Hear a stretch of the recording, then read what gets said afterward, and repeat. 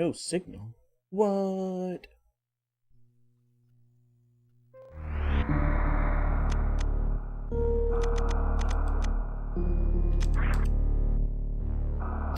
Three, two, one, go. This is hopefully going to be a semi-commentated run that I can use for submissions and stuff. And hopefully it'll be a PB because I'm doing a completely new route. So this is Super Metroid Redesign. Redesign is a ROM hack of Super Metroid, as the name implies. And like everything has been redesigned. There's a lot of changes, like a significant amount of changes from like the physics. You'll notice I'm falling faster along with many other physics changes to the way items work, item pickups. A new item spring ball is completely different, lots of different physics for that. Bosses, vulnerabilities, damage values, and of course the entire everything has been redesigned. Everything. But yeah, Super Metroid Redesign. The first tricky thing is actually there's two new items, not just one. There's only 30 seconds in the escape here, and not 60, so there's that. Another thing is one of the starting items, or one of the items you get kind of early on, is the wall jump boots, because you cannot wall jump right now, so we have to take the left side here. So that's a fun little thing. Yeah. Another thing is, like, the physics make doing infinite bomb jumps really hard. There's a spot where I'll be doing one of them. This game you can go a lot faster if you can do gate glitches, but the gate glitches, of course, are harder because there's blocks in the way that are attempts to prevent you from performing gate glitches. The first gate glitch we're going to be doing is about an hour in, actually, though.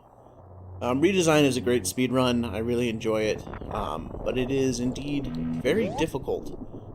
There are a lot of places where you can just die. Redesign is full of instant death. So if I ever did this in a marathon setting, there would be a lot of safeties I would take. And pretty much the way that would work is, like, there's, except for a couple instant death spots, there's not really a good preventative measure, as weird as that sounds. Let's see if I can make this jump. It's really hard. Nope. There's not really a good preventative measure, other than saving and trying not to die the next time. So just lots of practice and being good at the game in general. Except for some of the ones at the end. Except for just the one at the end.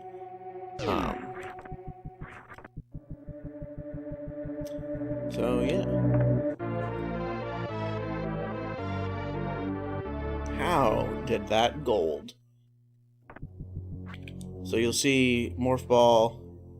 Well, I got the Mock Ball there, but Morph Ball is considerably slower. The acceleration slower, and you may have noticed the gravity. One thing you'll see me do a lot is crouch jumping. And crouch jumping is in vanilla Super Metroid, and what it does is, but not to this effect, what crouch jumping does is when you jump, you get a couple extra pixels of height. And in Redesign, it is actually required. You need to know how to crouch jump. For those who want to pick this game up or play it casually after seeing this, you can't angle while crouching for crouch jumps to work. This room is really annoying because, so early on, ammo is really tight, so there's a bunch of red door rooms. So that fall there was on purpose to lure that enemy down. I normally just kill that guy because it's easier. And then we're going to take a hit here to get iframes to go through that pirate. So, yeah, so the way that, like, we're not going to have a lot of ammo until fairly late in the game. Let's see if I can make this nice. So there's a thing you can do called a crouch jump down grab that can get you onto some jumps, and it's just enough height that you can make it, and it looks really cool when you do. And I'm going to do one right here, actually. Boop. Oh no. Boop. So yeah, we need 5 missiles for most red doors. We're not going to get missiles for... We're not going to get any more missiles for a while. And so a lot of it's going to be get 5 missiles, use 5 missiles. Get 5 missiles, use 5 missiles. And unlike in vanilla, you can actually influence your drops. So if I have full health, if I do really well and I've got full health, I am more likely to get missile drops. And vice versa. Like if I have full missiles, I'm more likely to get health drops. Or like if I have full missiles, I'm more likely to get supers, which is going to really impact farming strategies later on. Because if you get a missile, or if you get a super is worth 5. So we would save there in a marathon run, because there's spore spawn coming up. So like if you farm a super at like a red door, that's worth 5 missiles, but if you farm a missile, that's worth, 2 missiles. So it's really important that we have 5 missiles there, because there's a respawning frog there, but it will only give you 5, those frogs will only give you 5 health, or a missile, but they'll only give you the missile if you are full on health. So if you're 30 health down, you have to kill 6 frogs before you can get a single missile out of them. So like these, I'm pretty much guaranteed... Well, not on that one because I got hit. Oh my god. Seriously? Wow, I'm doing really terrible. So if I'm full on health, I'm pretty much guaranteed to get a missile if I can get a drop from the enemy at all. So once again, we need 5 missiles here because the only way to get extra missiles is from that frog there. And I'd have to kill 2 of them to get back up to full health. So we just tank these guys because we don't really care. Have enough health. Just have to carefully manage health. Pretty much is just being full early on. So spore spawn is mandatory. The biggest thing with spore spawn is there's a pattern. We're gonna kill. I wanna open up, or I wanna kill all the spawns as much as I can. No. All right, so we are one. I only got 1 shot in there because I got hit, which is really bad. So on the next one, I gotta get 3. I mean, spore spawn's not going to be in the right cycle. I only got 2 in there. So normally we do a 4-round spore spawn. You have to be really careful not to fall in the door. Let's see. That was 2 and not 3, so it's going to be a 5-rounder, which is a real shame. You can actually, there's a 3-round kill you can do if you're cool. Yeah, so he's 1 missile away from death. We only got 3 in there. You're pretty much guaranteed to get 3 in there if you run at him. It's okay, it means we can get better drops. So if you accidentally open the door, that's a problem. So I'm gonna fall down on this left side and kill that guy because he's a real problem.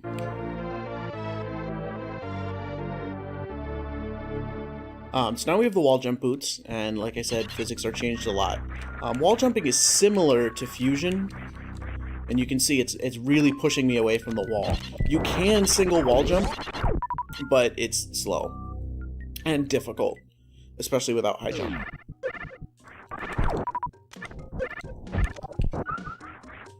So, but now we can wall jump. Another thing about wall jumping is you can't do it off of smooth surfaces. So you can see these, so there's a couple single wall jumps right there. And you can see how awkward it was. Please, give me the missile, thank you. You can see how awkward it was there because I had to press back as soon as I could.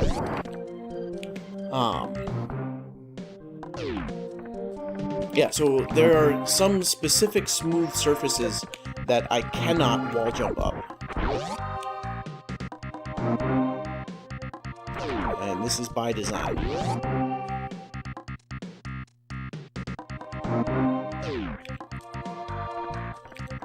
So we're just gonna make our way back home. So I want to keep these... Nice. I want to keep these 5 missiles on me, because there's a red door all the way at the top of the ship. And if I can get to that door without having to refill, then, or without... if I can get to the red door with 5 missiles ready, then I don't have to, oh my goodness, refill at the ship. That move, I don't know what happened there. That was a mess. So you can see I try to make full use of my crouch jumps, except for right there because I forgot to. You can make that one early. I don't think you can make this one actually. I'll have to practice the movement in those rooms. And I forgot, we're supposed to get hit by that guy so we can damage boost through him. I always forget about that and dodge him because I'm always worried about my health here. Ooh, whoops.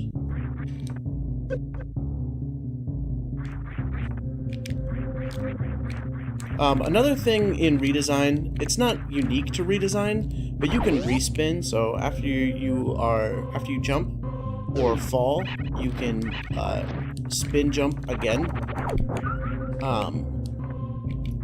So this is good. We have full missiles at the point that we need to. But you can use it to catch yourself, but not as nicely as you would think, because you can't use it when you're falling, except for after a while. You have to be at terminal falling distance. So in a marathon, I would go there and I would save. Here, I don't have to. And I would have used more missiles, so that way I would have been safer on my health in a marathon, and just saved the ship.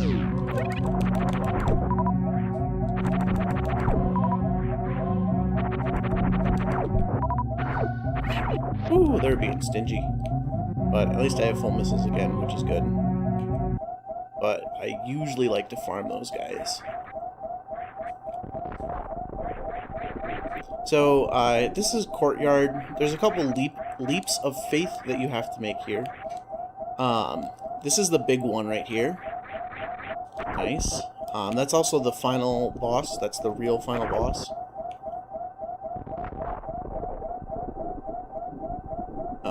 Here we don't have to make a leap of faith, we can just run. This room does have a leap of faith, but if I get the IBJ, we won't have to do it. So let's get some health here, that would be nice. Leave. Really? A small health? That's okay, there's a guy in this room. So 5 missiles is actually really nice here. There's a small puzzle coming up with an enemy that's in the vanilla game, but not, like, in... It's programmed in, but it's not used anywhere. It's called a reflect, and what it does is it reflects all of your missiles. That was pretty clean movement for that room. It reflects missiles shot at it. They don't hurt you, but it's used for, like, whoops, for some small puzzles.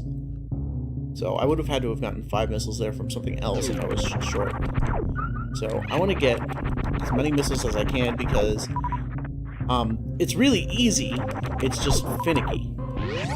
So 4 missiles is what I usually shoot for because otherwise I'd have to wait for that guy. I don't want to wait.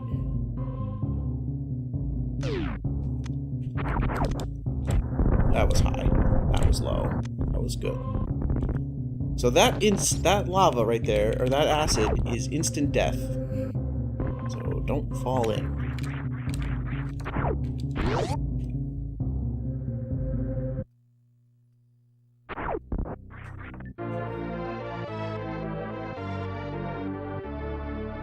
So now we have bombs.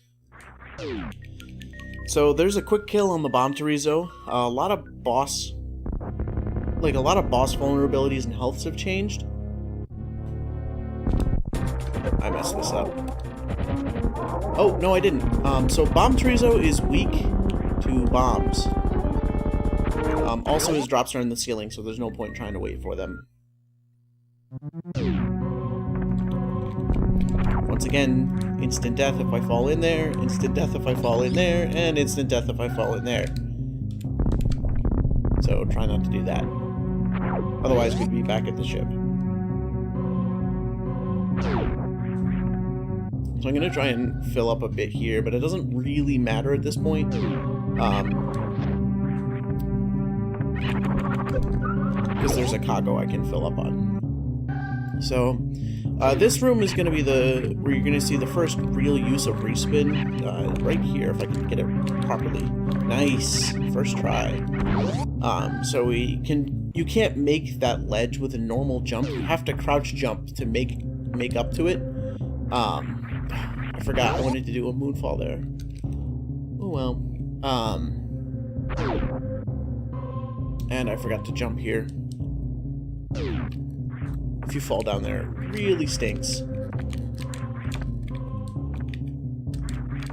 Please! Samus. That's how that jump is supposed to look like.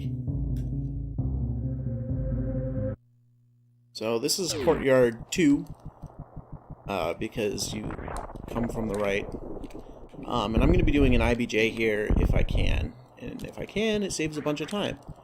IBJs are really difficult because you'll notice the bomb counter in the top right.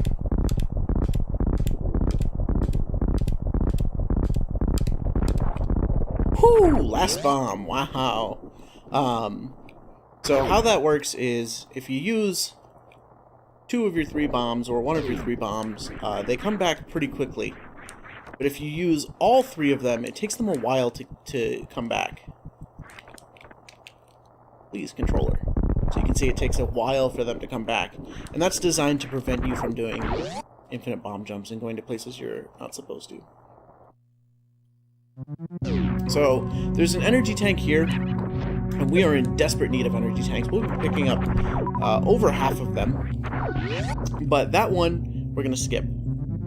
So, there's a spot called the Hell Run, named because we'd safety fill there probably in a marathon run. Basically, it's a suitless, or no Varia suit Norfair run to get Ice Beam. And to do so, it is pretty much mandatory unless you're a TAS, or you're Asder. And skip the whole thing. It's pretty much mandatory to get 3 energy tanks. But that energy tank is special along with another one. And the reason that they're special is... Excuse me. I don't even need to fill up here. The reason they're special is because they have the same ID as 2 energy tanks that show up at the actual...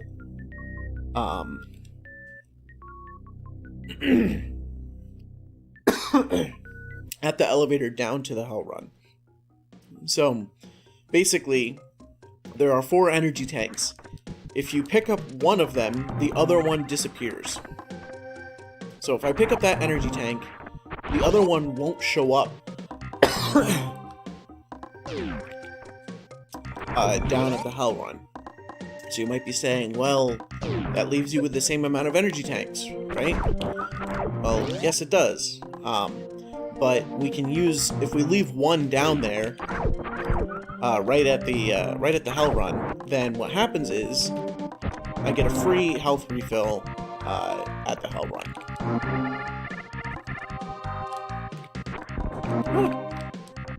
Let's not fall. I'm gonna get a missile here. I'm gonna see if I can kill 3 of these. Nope. Oh my goodness.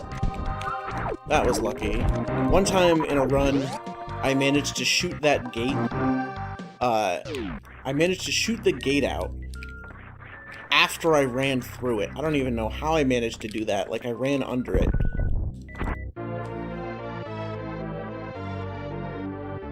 Wow, this pace. And, so I'm gonna kill the first side hopper here and then tank the other two. Nice. Use the iframes from the other one. What was I talking about? Oh, yeah, I managed to shoot the gate out and I had to take a different way. It was really funny. So we got 2 supers. Not 5. So the item values, or the amount that you get from stuff has changed a lot. There's a couple packs of 2 missile packs that we're gonna get, but not a lot of them. Also, there's instant death to the left there. Basically, in a marathon run, you just take every save that you walk by.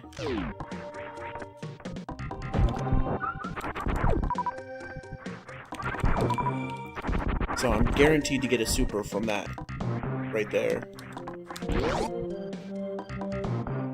So this is the second energy tank coming up here, where it's, I did not mean to morph there. My D-pad is being really weird.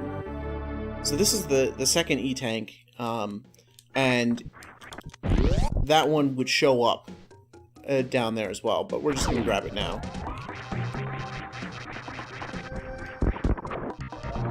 Oh, I really want that super.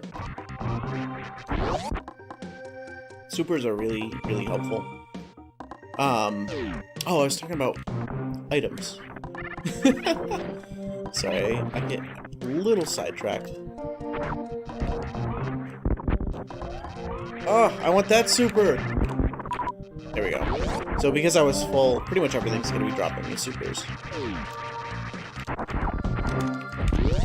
Which is nice because now I don't have to farm right there.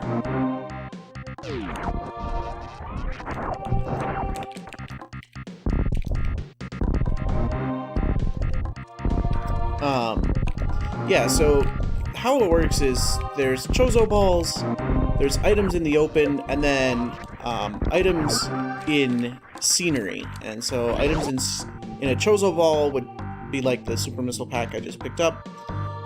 Items out in the open you would just see, and then items that are please give me your super. Thank you.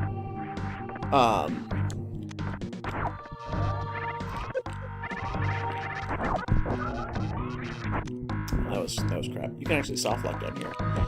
So there's Chozo balls, item in the open, and then in scenery. And so the ones that are in scenery are like you have to shoot at a wall to find them. There's gonna be one of them coming up here. Let's shoot that safely. And so for missiles, those are 10, 5, and 2. So 10 for in scenery, 5 for in Chozo ball. I actually don't know of any other Chozo ball ones than the first one, but this one's going to give us 10. And we need about 70 missiles, so we're going to be picking up a bunch of these. Oh, that was slow. Getting in there is really annoying.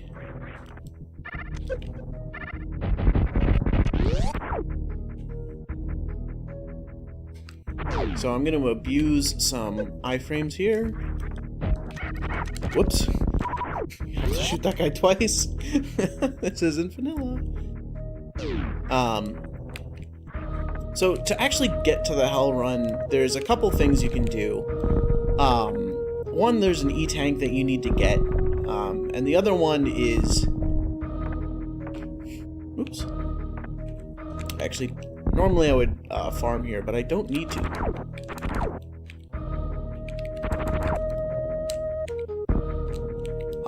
Or you can kill Kraid. And we're going to kill Kraid later, so we're going to get the E-tank mandatory to open up the Hell Run. Which is also mandatory to complete the Hell Run, so that just works out. This game is a fan of adding in gray doors that open up when you do random stuff. And it's very unclear to the player, and I'm actually a huge not fan of those gray doors.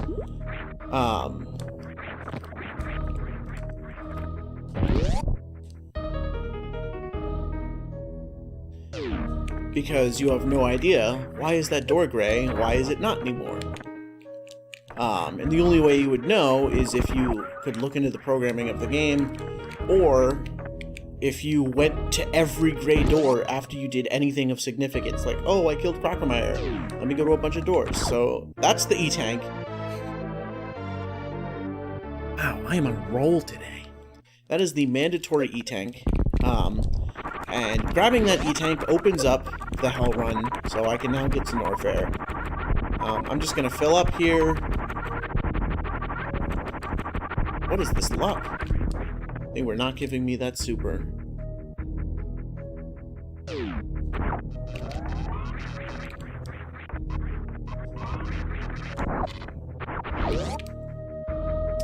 Lots of wiggling around here because my movement's bad. So those yapping maws are really annoying. You don't want to get grabbed by them. All you have to do to avoid them is jump fairly low and jump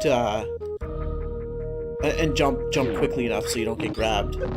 So there's a strat here. Let's see if I can get it. No, I bonked. You can like perfectly go in there with Morph Ball. I don't know the exact setup for it. So here's another missile and scenery. I jumped too high, so I'm not gonna get it before it reforms, but this is gonna give us like 10 missiles.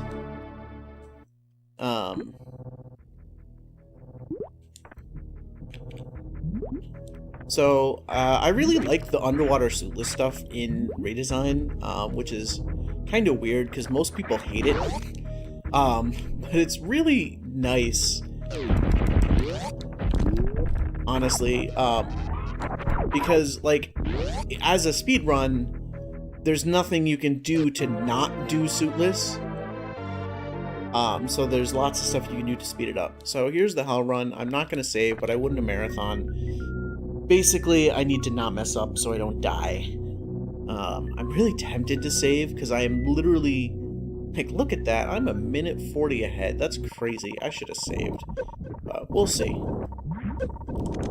Or I guess I'll see. Maybe we'll only see if I don't die, and then I can upload this video.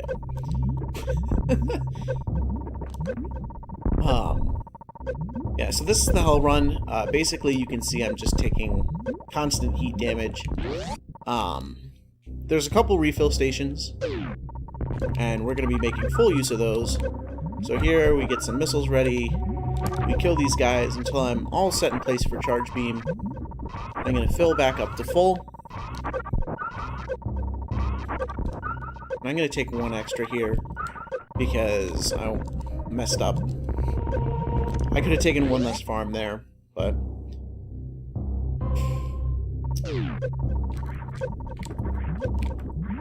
So, this next room, I just really hope my D-pad cooperates. I don't even arm pump in this room, because if you press down, you just fall in.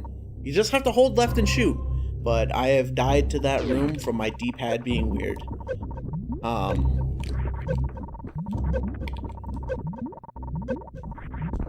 think I'm going to take the save. We have to step over the save anyway, so I might as well.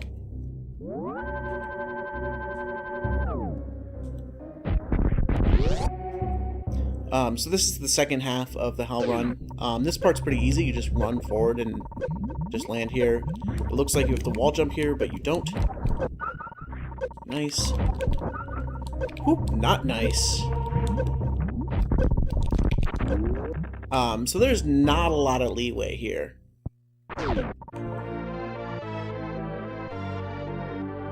You can see on my segment there, I lost a little bit of time. You can actually lock yourself in this gate here, but then you can get out through the tunnel underneath.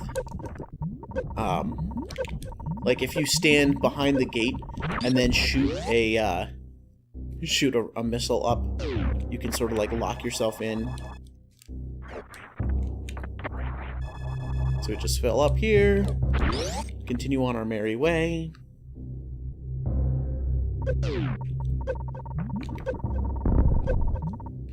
So now because I have Ice Beam, it's really slow, even with charge shot these bugs. So we're just gonna missile them. I'm gonna take an extra one because that was weird. But I get to mock ball on the way back, which is nice. You don't get to do that on the way in. So, final room of the ice escape. If I remember to jump off the first platform, that'd be nice. It looks dangerous, but it's a really safe jump, actually. If you just hold left and jump. You actually take damage coming up the elevator. And you'll see that. I forget the amount of damage. It's like 20-something. 24. But I'm fine. Perfect. So we want that guy to give us enough ammo. So I had 23 and 1. And so he gave me 23 and 2, which is really good. But I would have also accepted a missile. Like, a missile would have been fine too, because there's a 25 missile door coming up.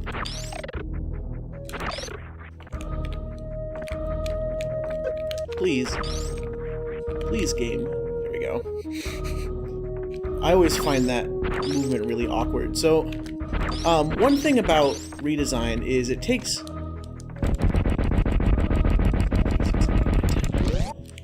it takes a lot after Prime. And one of the things that it takes after Prime is that you can only equip one of your beams at a time. Like, you can only have Ice, or Wave, or Spazer. And it's really annoying because most of them shoot really slow. Like, Ice Beam is super duper slow. So we're just gonna leave Ice Beam on until a spot that I need it, and then we're gonna turn Ice Beam off because it shoots super duper slow.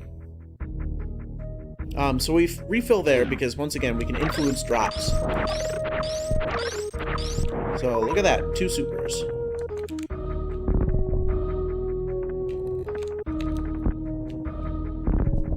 And so if I hadn't gotten that drop from the guy before, I wouldn't have been able to open that green door on the way, and I would have had to have opened it now, and I'd have 1 less super missile, which would suck. So now we have Varia. We can safely go into Norfair. It'd be really funny if I hit the start streaming button instead of the start recording button, and like I didn't have like chat or anything open.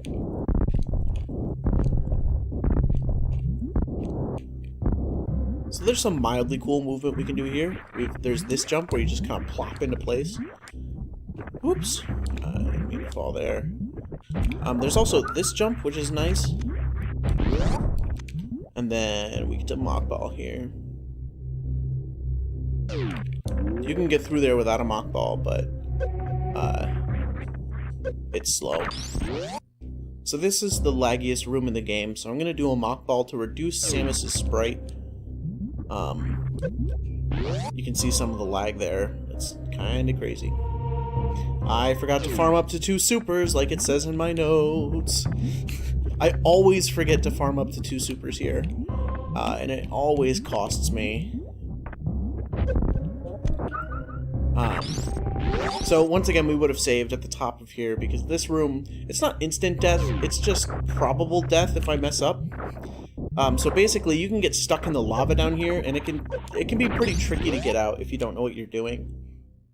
And if you do know what you're doing, it's still tricky to get out. Like it's really annoying. So the reason we need a super is because there's another green door coming up, and I forgot to. Please. So we're gonna hope for good drops, but chances are, no. These gamuts are really stingy. So it's most likely I'm gonna have to be full on everything before they give me anything. So now they're gonna start dropping missiles and supers. There's the super I need. That's why I should have farmed up at the ones that are marked in my notes to farm up at.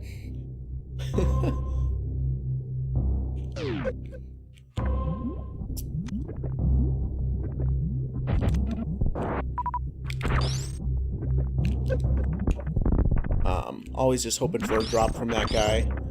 So the next next spot is Croc. Croc has some instant death. Once again, just a pit of instant death. Just some careful bomb timings here to make sure I don't run out of my counter and then I have to sit there and wait for them to show up. Those bomb jumps are a little trickier than they look, which is weird because they look tricky enough on their own. You can't just sit there. You have to hit jump after... Oh my god, please. Come here. Come here. You have to hit jump after you, or you have to hold left after you, so this super's in the open, so it only gives us one.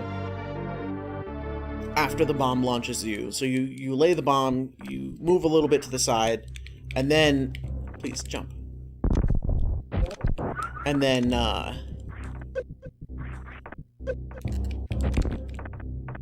you hold left and it'll propel you across. But if you don't do that, or if you just like hold left the whole time, you'll fall in. So there, we fill up, or we get that super missile, and that gives us enough supers to open this door, or to open that spot up there so we can go through because we had 0. Also, it gives us a super. We need to have 8 supers at a minimum to complete the game. There is a spot where you need 8 supers in a row.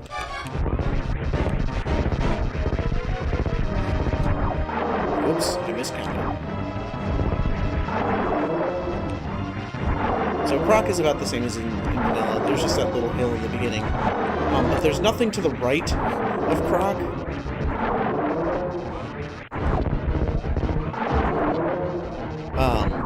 So you really don't want to go over there. Also, that pit to the right without high jump is instant death. You can't get out. Task might be able to with like a frame perfect bomb jump or something, like I don't even know.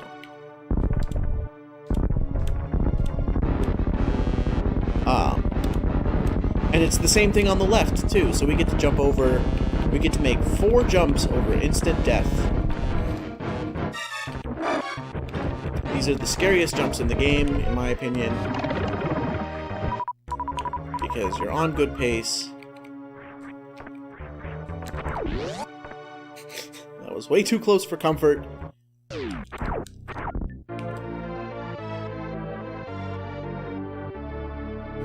So now we have power bombs. If I remember correctly, that's the only 3-pack of power bombs.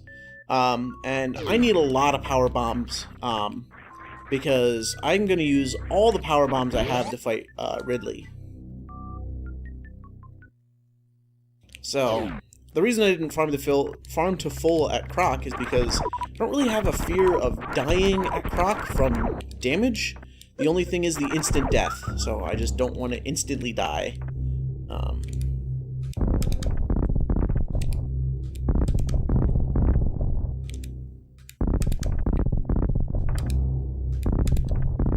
So that's a pretty difficult double bomb jump, because you have to time it weird, but because that one's really tall. But now we have power bombs.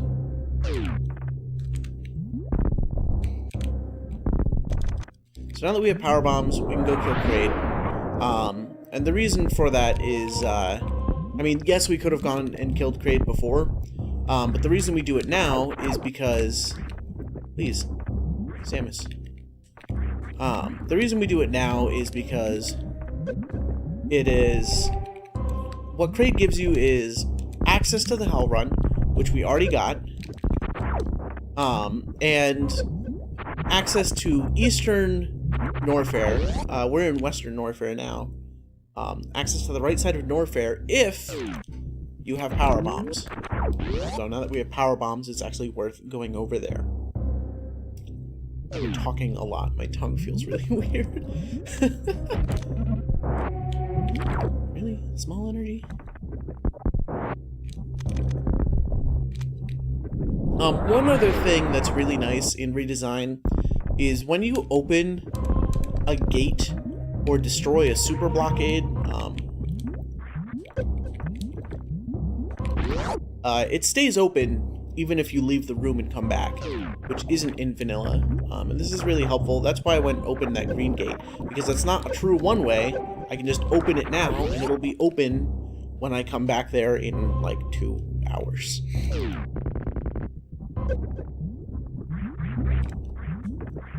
Oops, I forgot to...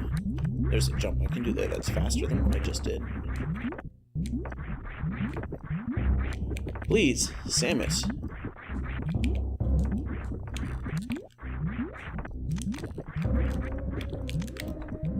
So this blockade will be open next time we come around.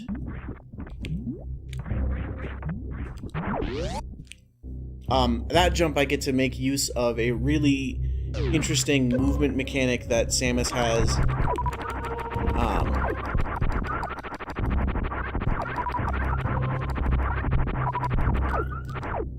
So I farmed to full power bombs here, even though it's laggy. Because gamuts don't really like to drop power bombs. Whatever. These are gamuts.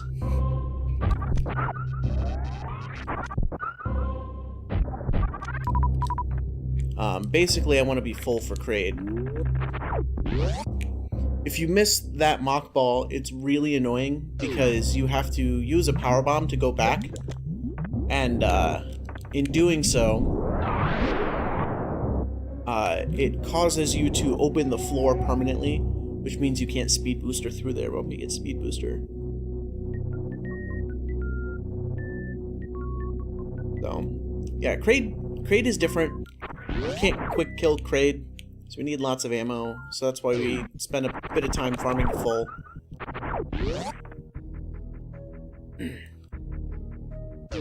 So here we are back to this underwater section here. Ooh, I didn't think I was going to make that.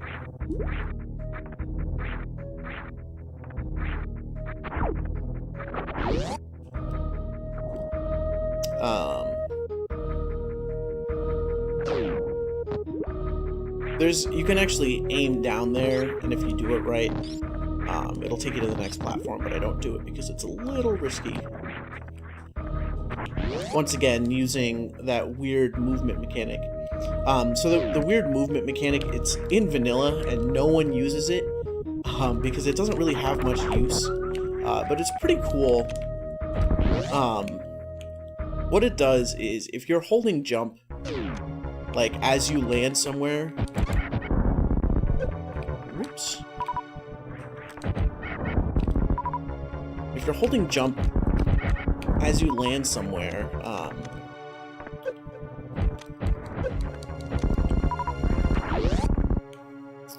and then you press the other direction, Samus will immediately jump the other way. So there's a 25 missile door there, or 5 supers, or a combination of, to the right there. So what we do is we use 5 supers, once again, because I can farm 5 supers here super fast, but it's going to take me 3 missiles just to get 5 missiles up. I'm going to farm to full health. Wow, I'm not going to farm to full health. I'm going to get hit on a stupid spike. So this is Kraid. Kraid is basically the same as vanilla, except with more health. There's no quick kill. I want to make sure every single super goes in, and I'm going to put him right at the threshold for going up, right at the start here. And I messed up. If you get him in the proper frame, you can get an extra missile in there.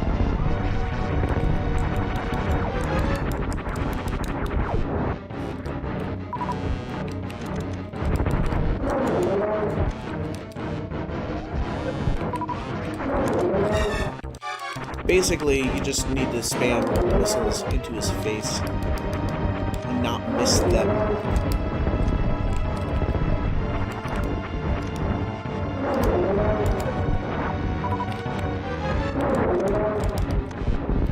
That was really good for me, honestly. My Kraids are usually really slow. So yeah, to the right of Kraid is a save point, and a tube. And it's really annoying because you expect to get, like, Varia because you haven't found Varia. And it's not Varia.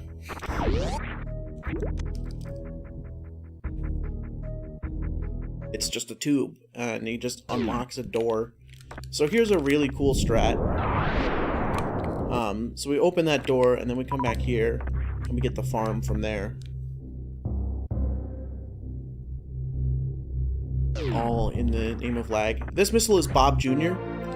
You can skip this missile if you really want to, but it's named after the Bob missile from Metroid Fusion, which is the one that requires, like, I forget what language it requires, and a glitch to, like, stick you through the wall to skip. That makes low percent possible, or 0% possible instead of 1%.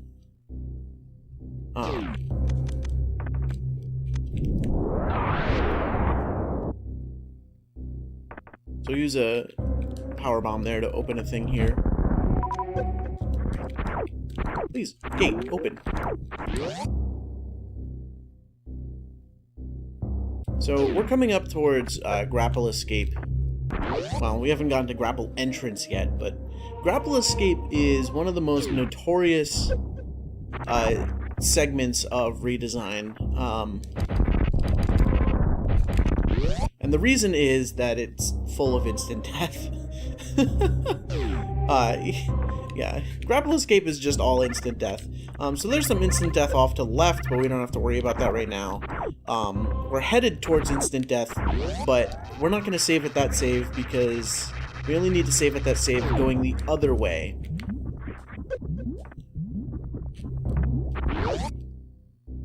Because the instant death is on the left. So we're going to take a different save that's coming up. And I take that save even in non-marathon runs, or like just in normal runs. I take the grapple save. Normally I wouldn't farm up here on, or fill up on both of here. It's slower to do that, but it's safer.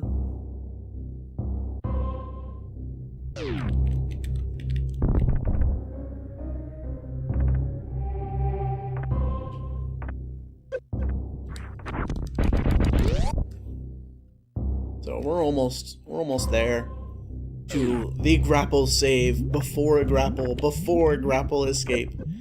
I realize that's quite a lot. This room I really enjoy. Oh, I hate this room now. Oh no. Well, I guess good thing I took the save, or took the health. This is the grapple save room. We're going to be coming back here on the upper part of this room and hopefully never reloading this save. Hopefully.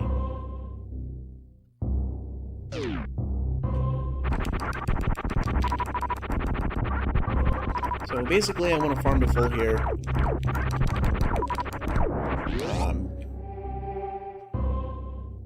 There's a lot of instant death, but there's also a lot of stuff it's helpful to have missiles for.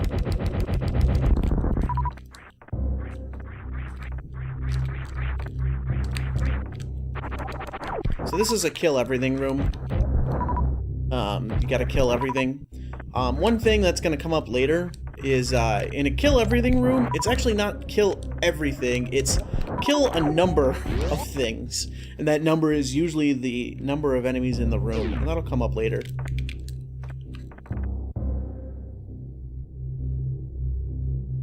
So we're almost to grapple. You might have seen the screen shaking at places like this. It happens at a couple spots, and the reason for that is basically when you get to certain places, the game says, oh, you've made it to this checkpoint, I'm gonna go do something like unlock a door or something, and that's the game's notification of letting you know that. Wow, this pace. 3 minutes ahead? Oh my god, what did I miss? I feel like I'm missing an item somewhere. So this is grapple escape.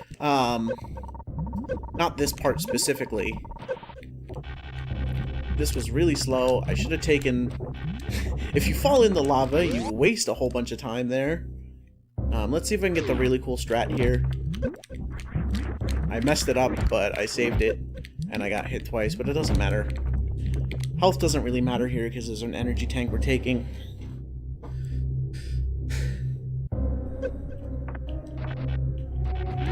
So this is the first grapple escape room. There is a lot of instant death here. We're going to do some galaxy brain strats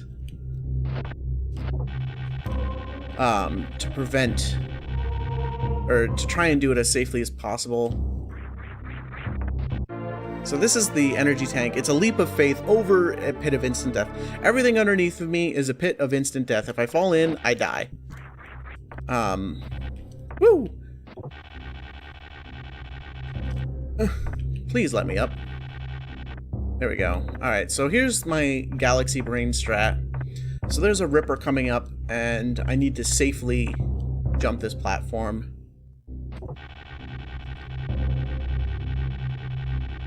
That was not high enough, but that works. So it was kind of galaxy brain.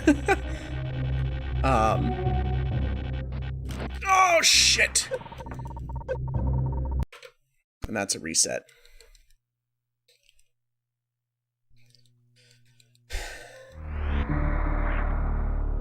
That's instant death. You can't get out of that acid. I can't believe I missed that. I was so careful about it. I was on such good pace. Each grapple escape death costs you about 3 to 4 minutes. Which is a real shame. I'm gonna skip full health. Ugh. It's okay.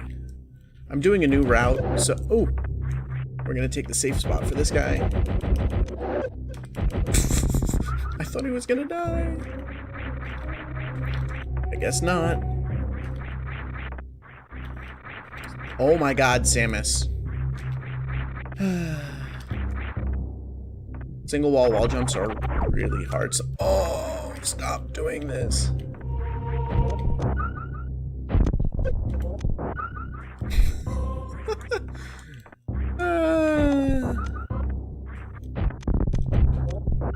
This is going about as well as grapple escape normally does. So rest in peace all that time that I saved earlier. I have to be careful not to fall into the lava because I'm on low health.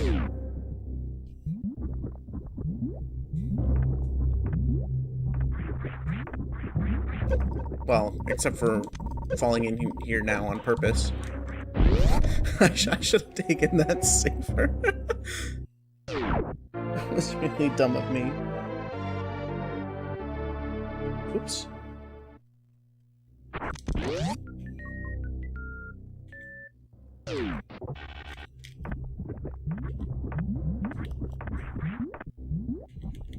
We're just gonna take this extra safe.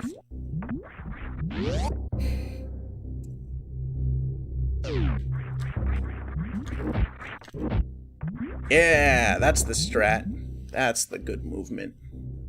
Alright, take 2. Maybe we'll get to see the real Galaxy Brain Ripper 1 movement. If I can do it properly this time. I didn't have enough height last time. Basically... Oh. Grapple. So, the way that grapple works, especially with respin, is... Oh my god, are you kidding me, Samus? Are you kidding me?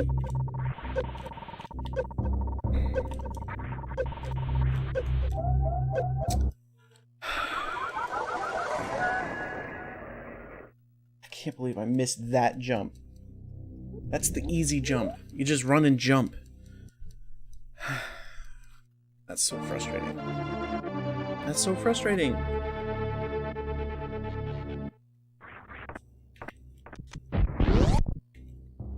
can't believe this. Oh my god.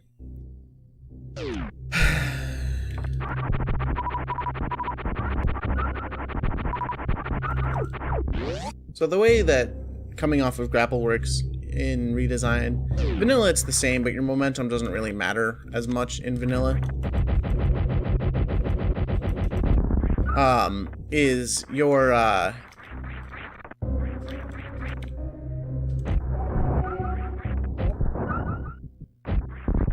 the direction you're coming off of really matters. So if you come off grapple at around 12 o'clock, like on a clock face,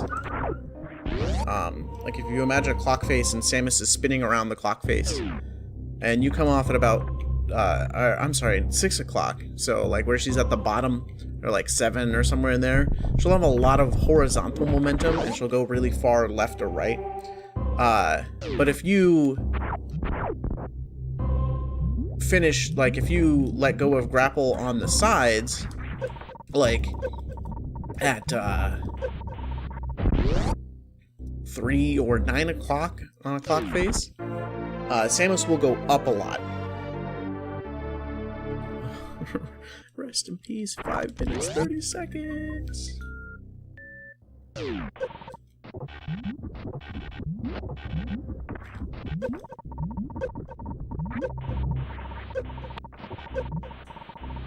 Well, one day I'm gonna grapple those blocks, and it's gonna be faster.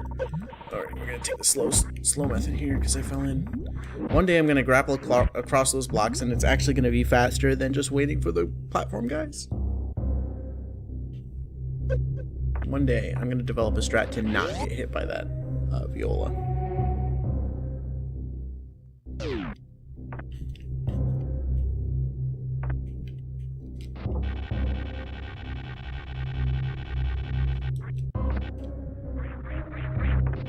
It's weird that I don't consider this jump a risk, and I guess it is a risk, because I died to it just now.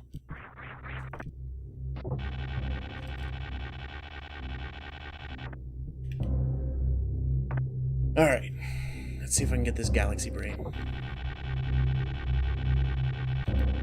Oops, I totally messed that up. We're just gonna back up a bit here. We're just gonna wait and do it again, because grapple is dangerous. As you've seen me die twice now.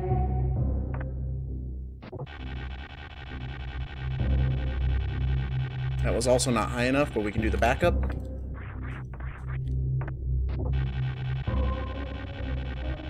I don't like the positioning on that.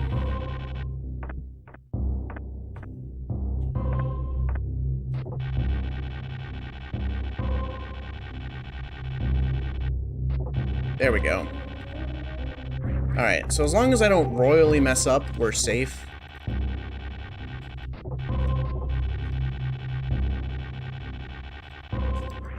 Alright, that jump was really dangerous actually, but I did it properly. So there's crumble blocks down here. This is my patented mock ball there strategy. This is called the complacency room because there is instant death down there.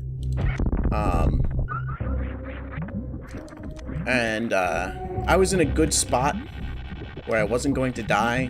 I don't care how long this takes. As long as I don't die, that's a good grapple escape for me. So, I've mentioned before, we're gonna skip those missiles because they only give you 2 missiles instead of like 5 or 10. And I want a lot of missiles. I messed up that. Oh, this room. I practiced this. Please, Samus.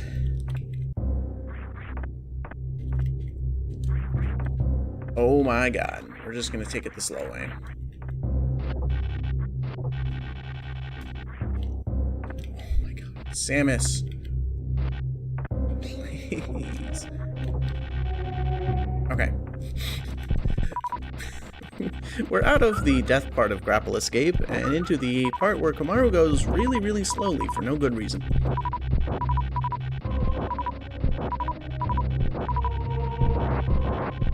So I'm full.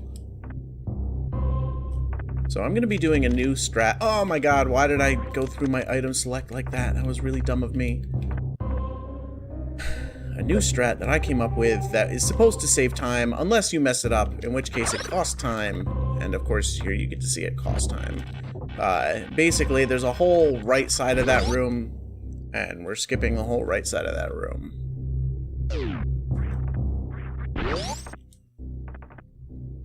So now we get to do the first gate glitch. Hopefully I don't mess this up.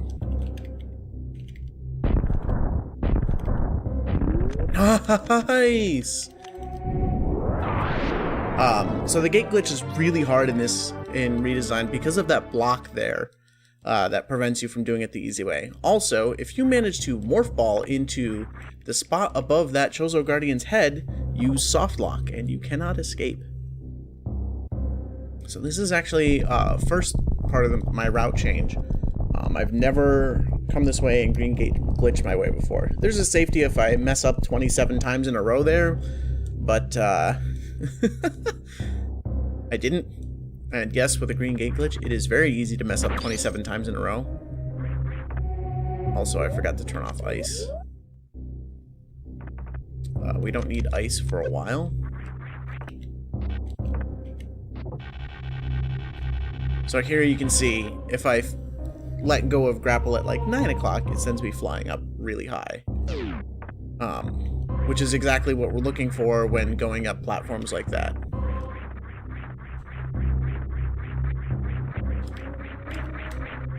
Please.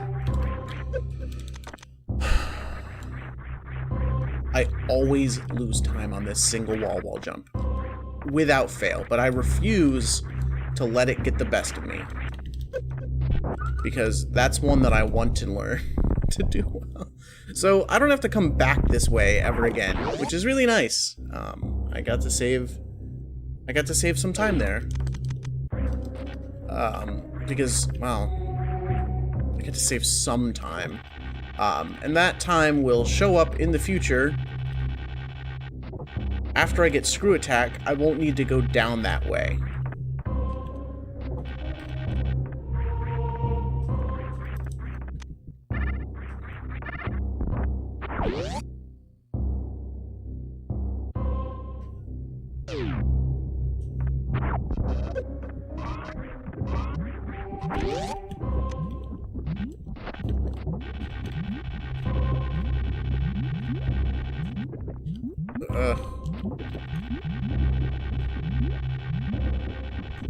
There we go.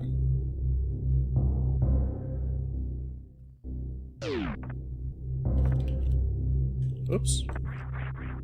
Whatever, we can just wall jump. Thanks for the boost. Please, get in the hole. Alright.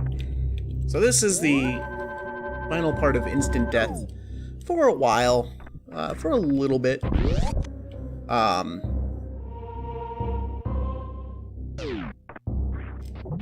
If you miss that, or you miss this upcoming jump, you die. I think you can get out.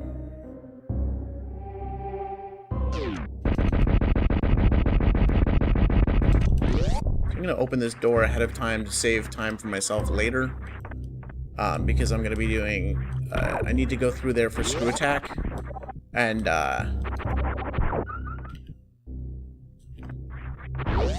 actually, I don't know if it saves time to open that now. I think I can, it might, if I do the screw attack stuff in a specific way.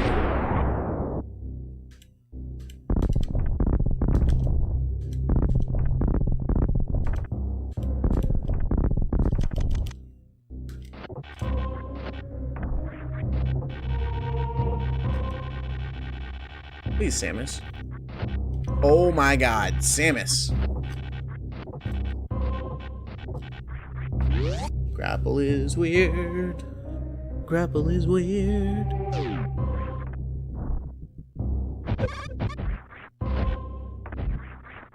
Grapple is one of the most interesting items in Super Metroid.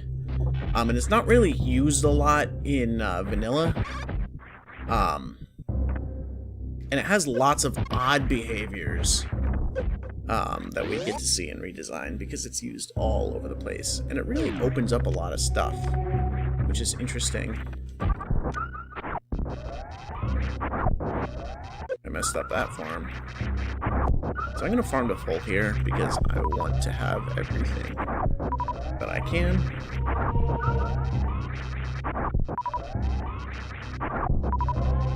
I think I'm full. So this room is faster to grapple your way across, but it is much, much safer just to take this ripper.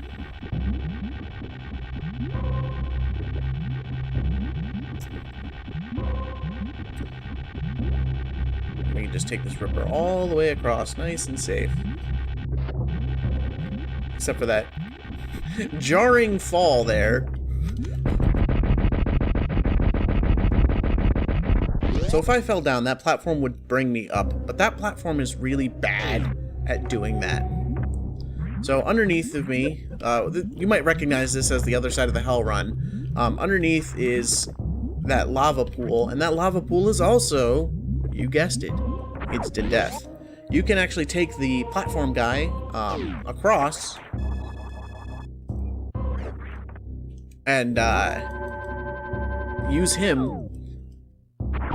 But if you accidentally fall, then you die. So I don't do that.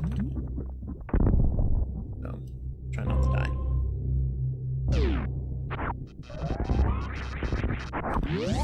Whoops. Wanted to do a monk ball there, but didn't happen.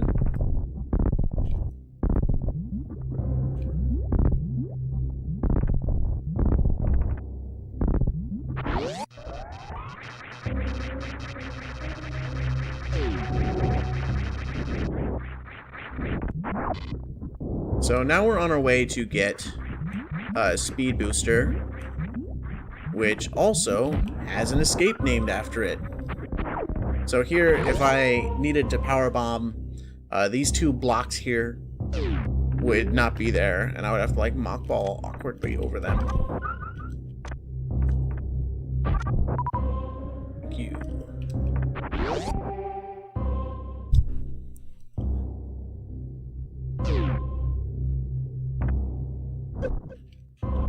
So basically, we just get hit by a bunch of stuff on the way down, which is fine.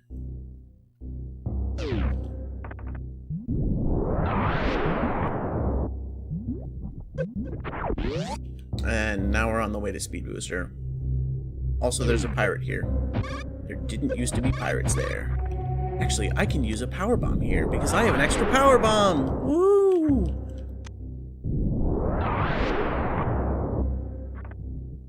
Speeds up movement just a little bit.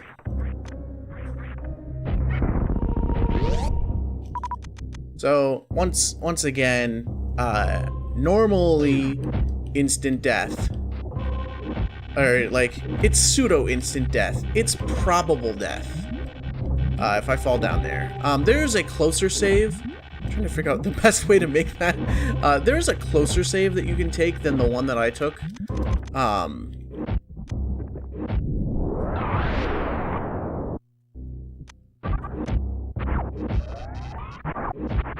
But, I didn't take it because I took the other one. Because you literally have to jump over it. So this is Speed Booster Escape. We'll be coming back through this way with lots of rising lava. But it's actually really easy, quote unquote, because you're not gonna die. But I like to do a jump in there to make sure that I don't fall in. Those bomb jumps are actually really annoying and really hard. This lava is instant death. So this is Speed Booster. You cannot short charge with Speed Booster. And you are required to Shine Spark through there. So Lava Escape, the lava goes up really slowly. It looks fast there, but it's actually really slow.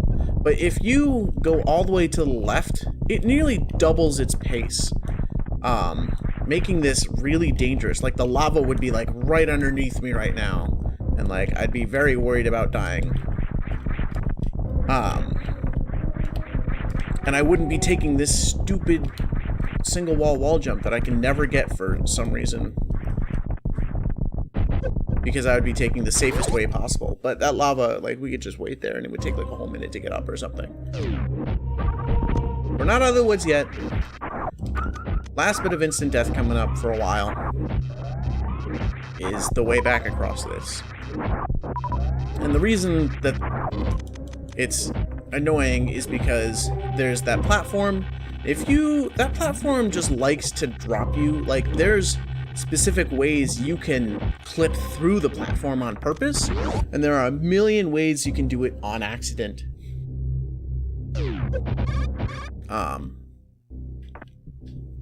Yeah. So, we got speed booster now. Life is good. We get to shine spark through stuff. Ooh, not like this though. Get out of here. So I need a shine spark here for speed. The shine spark timer is actually increased from 3 seconds to 4 seconds, which is really nice. But then I don't have to worry about that room again.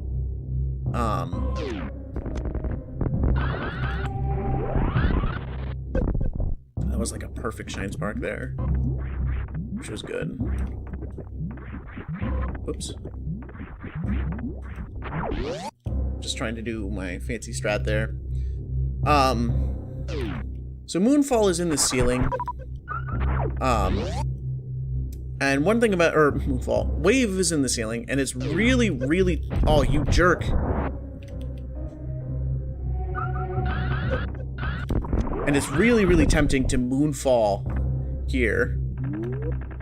It's really dumb to Moonfall there because you can just soft lock. Nice, nice. If I had messed up the earlier Shine Spark, then that would have been a gold, because I got the Shine Spark early. So you actually do need to Mock Ball there.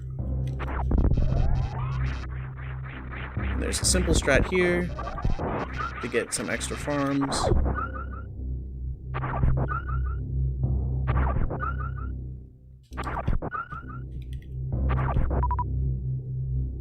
Now that we have Speed Booster, we can just run here. And we can get the heck out of Norfair.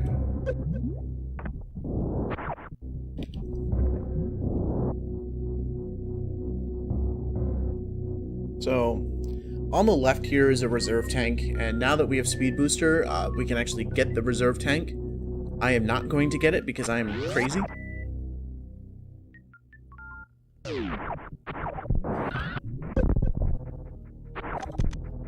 Even though my last run died to not picking up that reserve tank. And that reserve tank is used for a very specific reason. And that's because there are enemies after Baby Skip, or after the sequence with the baby Metroid. I messed that up. Oh. There's a cool Shine Spark chain you can do there that saves a lot of time, and I never ever get it because I always mess it up. I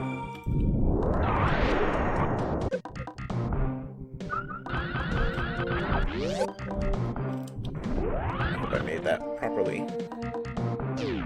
Nice!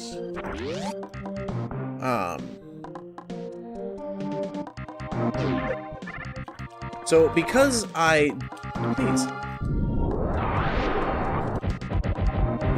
put the power bomb all the way to the left there, so that way I can missile that guy. Also, the game's gonna look really weird here.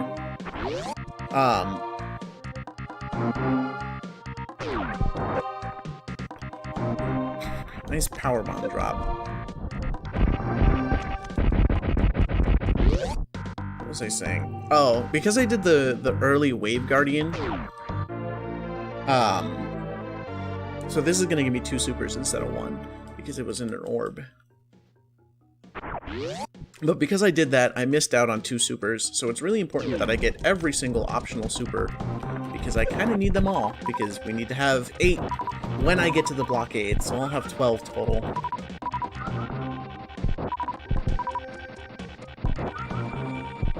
So I'm going to farm to full here because I want to be healthy. There's not really a full health except for the ship for a while. Well, yeah. So, and I'm not going to take the ship. This is pretty safe at this point. One thing that's weird in Super Metroid that isn't mentioned a lot is that, not today. Well, that one guy always gets the best of me. But it isn't mentioned a lot is your movement with Speed Booster is, it causes your jump height to be connected to your run height. Otherwise, it's not. So the longer you run, the higher you jump.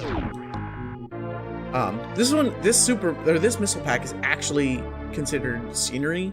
The Chozo Ball doesn't glow; it's just part of the wall, so it gives you 10 there. We're gonna use supers here because we get a bunch of supers here.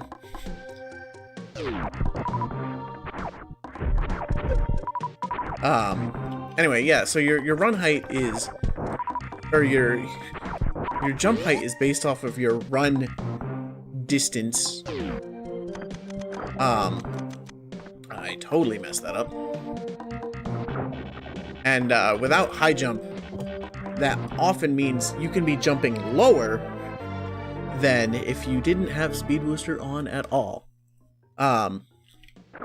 So Speed Booster comes packaged with Spring Ball, which is a really good way to move in some cases. I split late on that and golded, which is beautiful. So Spring Ball is actually really interesting. I believe this is programmed in vanilla, but not used. There's actually 2 different Morph Ball, like, vanilla speeds, and they're both programmed to be the same in vanilla. I might be totally wrong on this, but in Redesign, your movement speed is a lot faster with Spring Ball, which is really nice.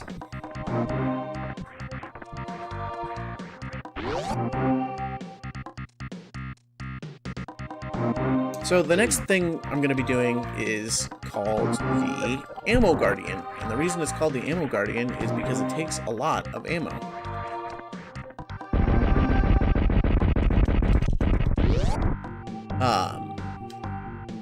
So there's a purple door and a green gate. So that was 30 missiles equivalent that it just took just to open one of the 2 gates to the Decora. One of the 2.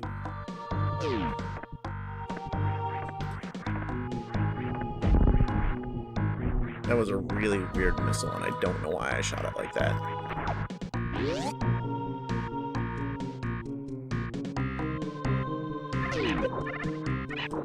So here you can see me messing this up. Jump height connecting to run speed. If I get a little bit of extra run speed there, I go faster.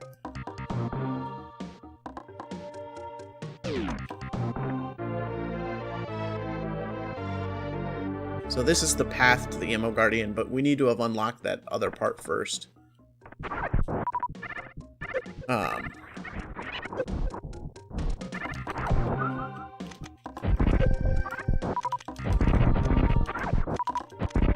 So here we're going to be abusing, once again, the farming strategies.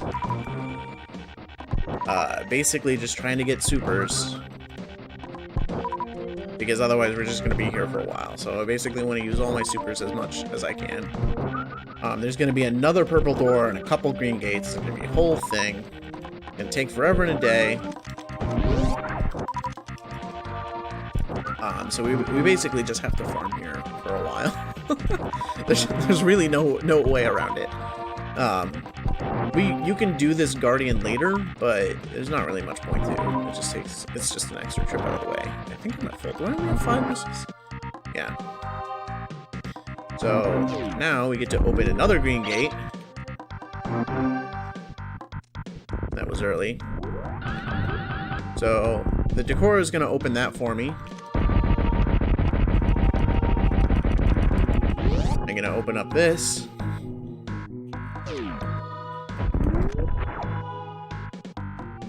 We're going to run back here.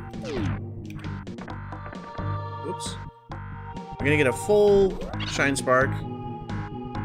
We're going to run up here. And we're going to Shine Spark across this room. This room is a kill everything room, and as you might have heard me mention before, it's not actually a kill everything room, it's just kill a number of enemies room. Not everything is required to be killed, so how this works is we can kill these bugs and farm up a little bit. I'm going to be farming up later anyway. And look at that, the door's open. Because we killed bugs. And now we're at the Ammo Guardian. You might be wondering at this point, what are all the Guardians? The Guardians are basically, I think it's inspired from Metroid Prime 2, but I haven't played it, so I can't say for sure.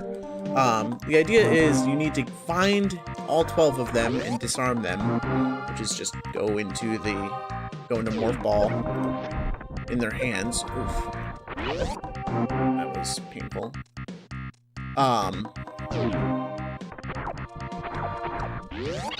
And,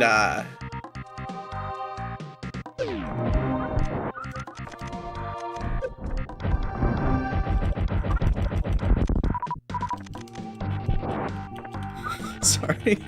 So you have to find and unlock all 12 of them, and that's how you get into Torian. You don't get into Torian by killing all 4 bosses, even though we do kill all 4 bosses. Main bosses. I'm wondering at this point if it's faster to refill at the ship and just continue on with my crappy health. Because this is taking forever. And I wonder what Asder, the creator of the Any Percent tutorial, has to say about this. But we're just gonna farm a little bit more just to be safe. You never wanna, like, farming in Redesign is never a bad thing. Alright, I'll take this.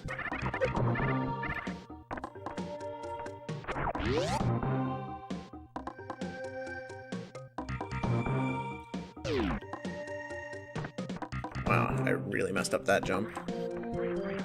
So another weird trigger is if you show up underneath there, it removes the platforms that are there. And if you came to the right earlier on, then there would be like a thing blocking you from going down. These are just some really convenient missiles. Like, they're just right there. They're not far out of the way. And we need a lot of we need a lot of supers. Alright. So the next major upgrade that we're getting is Gravity Suit. We're gonna get Spazer on the way. And that's gonna... Spazer is really easy to get, and it's actually good. Which is weird. Yeah. This ROM hack makes Spazer good. You can quote me on that.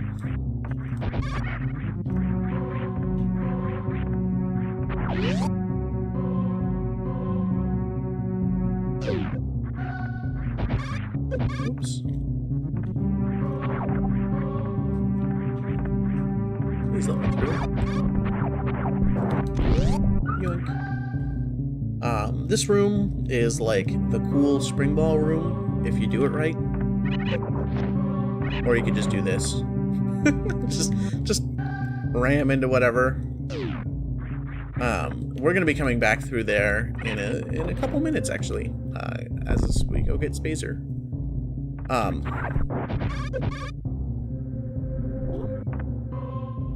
So yeah, Spazer.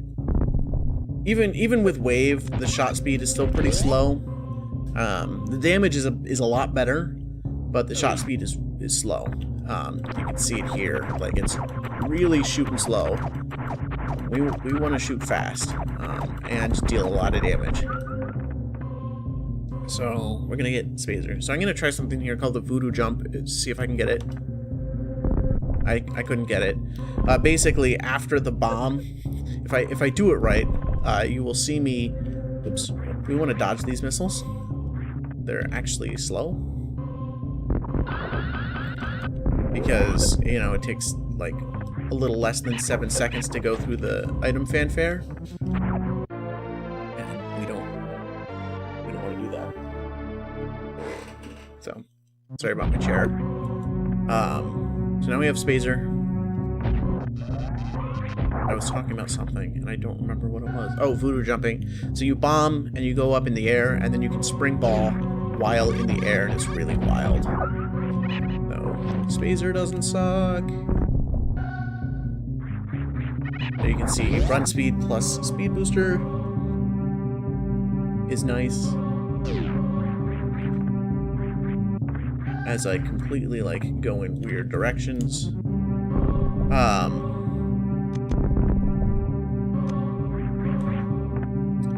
So we're gonna get a couple things here. First off is we're gonna lay a power bomb here to break some blocks off to the left. There was a guardian, like a Chozo statue, hidden in the wall. We're gonna get this super pack, and that Chozo statue is holding its arm outstretched and has a power bomb pack in it. And it's a while before you come here casually. It's a long time. You've seen all the stuff we've been doing this whole time, and it's a long while before you get here. And you see this one, and it's the first one standing. And you've played the game, vanilla, and you say, what happens if I lay my hand in here? And that's when the game tells you. That's when it comes down, and you're like, oh, what's happening, right?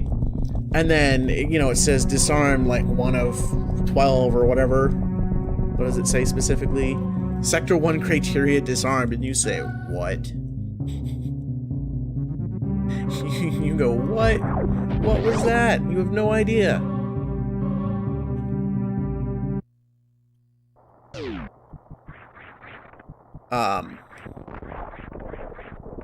Yeah. So that's the first one you're supposed to get. And actually, in my route notes, it's also labeled the first one, and that's because in the, the very beginner version of the beginner route, which, there's nothing wrong with running that. If you want to run the game and you run the beginner route, good for you. Run Redesign. It's really great. Don't let anyone tell you that the label beginner is a bad thing. Oops.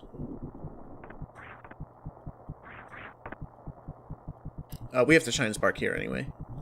Actually, there's probably a way to jump, but I don't know it. And, yeah, so that's normally the first one. So we get these extra supers, which is nice because we need more supers. So there's another guardian here.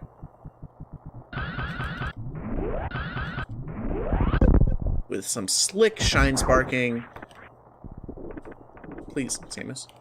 That was really good. I'm very happy with that movement. Normally we wouldn't go this way because there's a green gate that's in our way.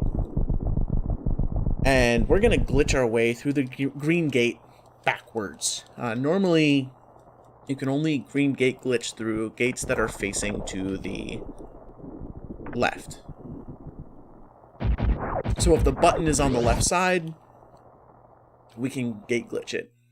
If it's not, normally we can't, except for some weird circumstances and some hacks. But the creator of this hack made some mistakes and let us do stuff like that. So interestingly enough, if I leave this room and come back, this gate will remain closed. And if we had taken a different route, we would actually come up through here and just shoot the gate. And then if I shoot it closed now and then leave and come back, it will be open when we come back. So the creator of this ROM hack messed up and made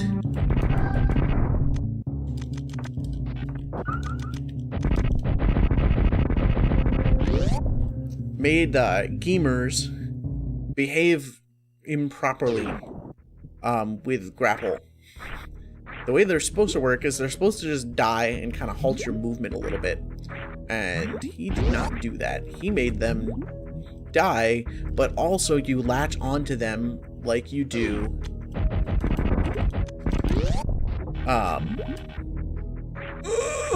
if you fall down there, like, it's basically reset. Like, it takes forever to get back up.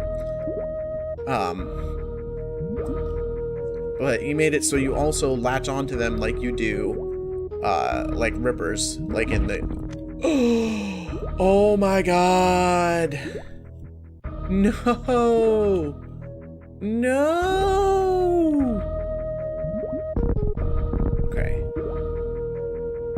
Let's learn this.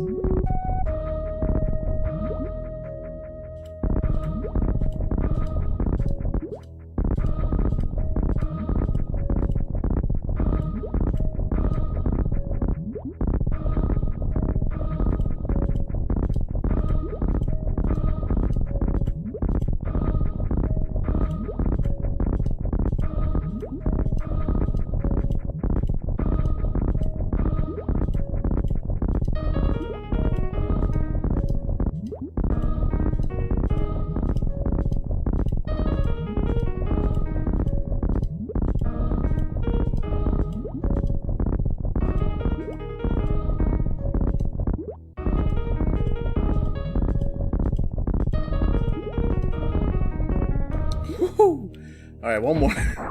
I've never done underwater IBJs before. So this is a new experience. Ugh.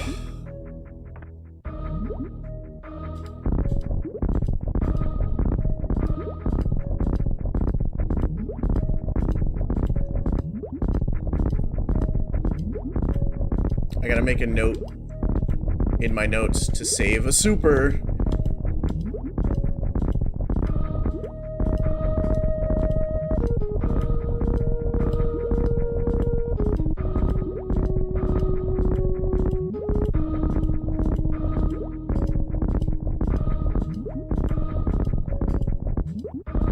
Thankfully, this is a lot more lenient than the other infinite bomb jumps. Oh! The last bomb!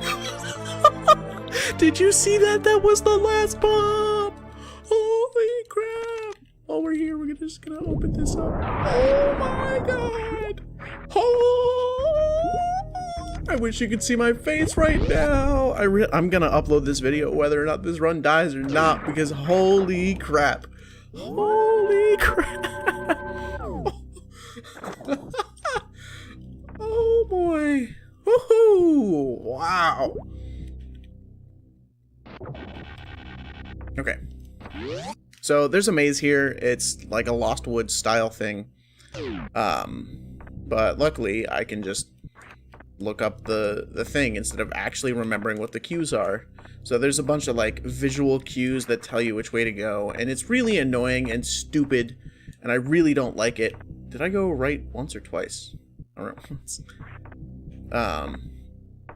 I really dislike this. It's in both this version and Axial Edition, which is a remake of Super Metroid Redesign. I can't believe...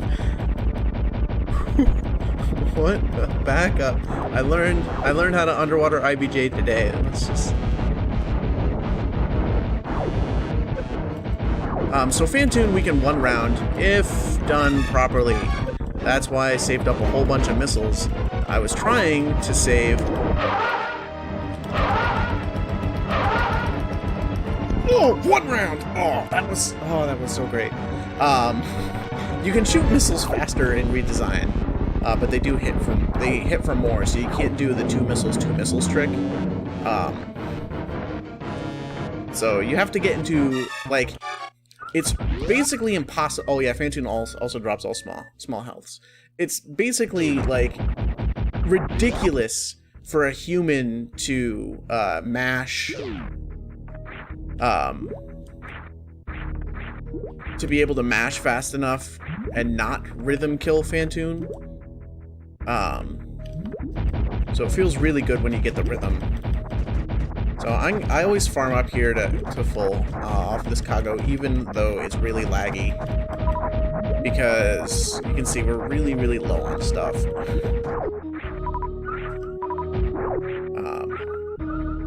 And that gave me like an extra E-tank full of health and a bunch of missiles and like, you know, Phantoon gave us like 30 health. I can't believe that. I can't believe... Oh my god, this run, this is something else.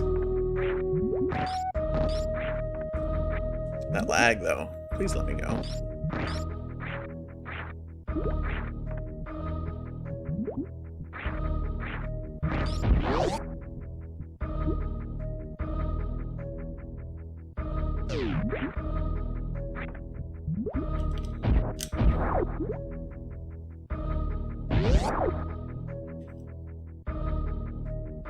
So, you can see the amount of time lost here.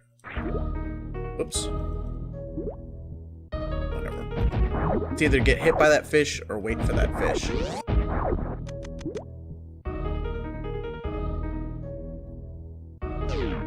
So this is all intended Meridia stuff. Or, it's not, it's criteria actually. It's criteria depths, or underwater criteria as I like to call it.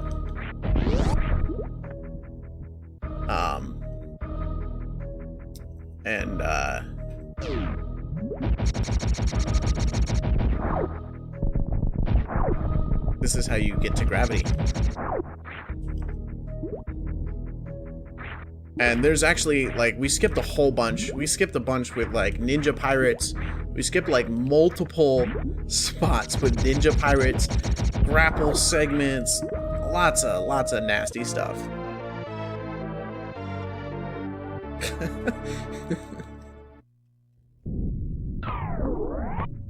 Skip lots of nasty stuff. I always mess up this jump every single time. It's a really annoying jump, honestly. So you can get a spike suit here if you are insane, and you can use the spike suit to save yourself several minutes, but we're not going to do that because we are not insane. Oh! Are you for real? I should have spent more time to position that. I just wasted like 70 health on that. Yeah, so now I got gravity. Now we got gravity. And now we can move in water properly. Which means we can do a bunch of Meridia stuff.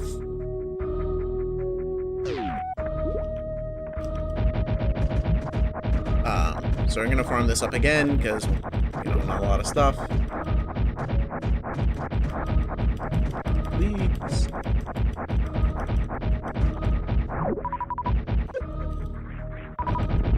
So, gravity is really nice, not only because we can now move in lava and not worry about lots of instant lava death, and we can move in water, it also gives us more armor, so we now take quarter damage from sources. So I always do a shine spark through this room, because if you fall, it takes a long time to get back up. Like, it just takes forever.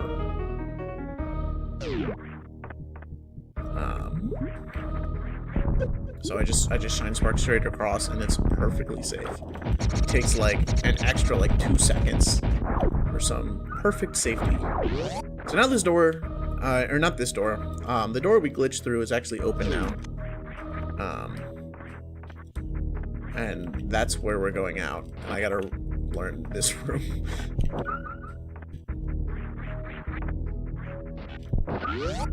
So, this, because we have gravity now, this is open. But we don't need to go that way. Like, that doesn't help us. It's just a neat thing to know. So now I'm gonna turn on wave because there's a gate here and there's not really a good way to get through it. If we had, so like all of this would be circumvented if I could do it, what do you call it? A spike suit. So that right underneath there is where I did the underwater IBJ. That was completely unnecessary because I didn't get all the supers I needed.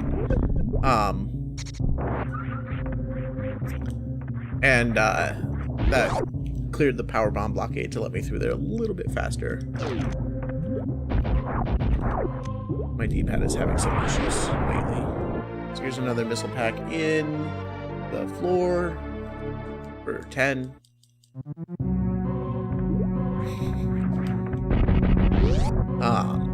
So we're going to be coming up on a segment here.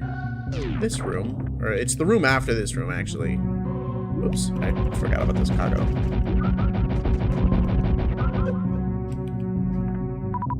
Oops, please. I don't know how far back I need to actually do this from. And I messed that up, of course. So basically, at this point, we need to be running.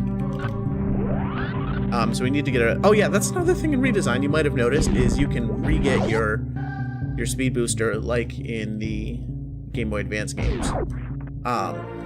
So if I had gotten a spike suit, I would have come up through the floor where I just broke it there, instead of doing what I did now, which is run across it. It would have saved a whole bunch of time, but it's a double frame perfect trick in spikes while you're taking damage and like doing a bunch of other stuff. Like, it's really dumb. So this is the Cargo Guardian. It's called the Cargo Guardian because it's guarded by a cargo.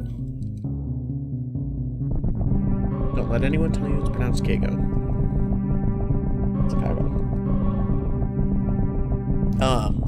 So coming up is literally the hardest jump in the entire game. Is right here. Nice. It's completely blind. you just have to feel it. It's really dumb.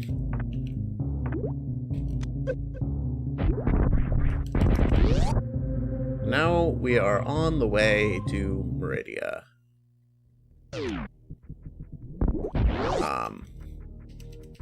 Everybody say yay, Meridia. In a marathon run, I'm not even taking that save because there's really no danger in Meridia. Meridia is really safe. Quote unquote. Now I'm gonna die in Meridia. Just wait.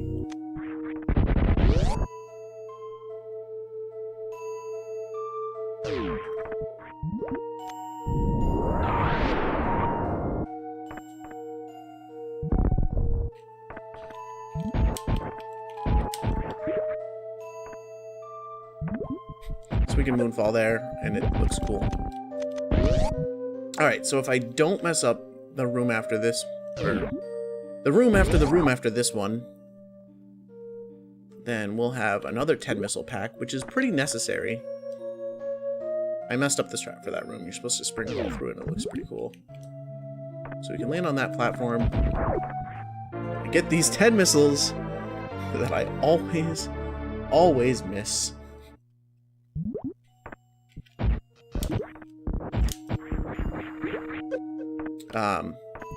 Yeah, there's a couple moonfalls that I get to do in Meridia that are relatively safe. We'll probably get hit by a fish or something, but it's really not that big of a deal. There's lots of sand in Meridia, and sand really sucks. But what can you do?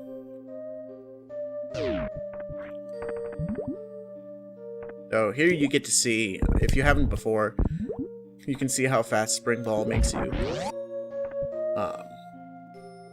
There's a cool trick in this room, or Meridia is just rooms, is a joke that, about something I said where, oftentimes in Meridia, oh nice, I got the trick. Oftentimes in Meridia, I will think about the next room that I actually have to do stuff in.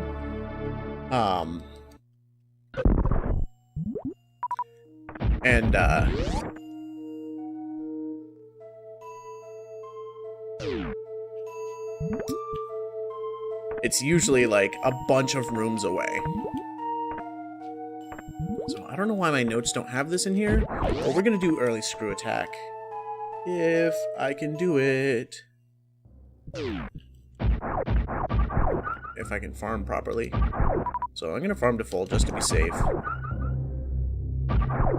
Look at all those missiles.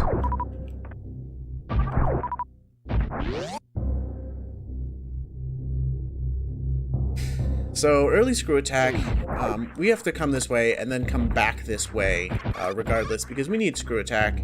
We don't. It's not strictly required, but it's pretty required.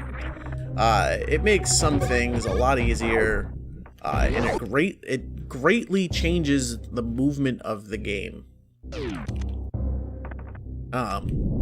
Screw attack, when you hold jump and spin jump activates, and it just launches you forward.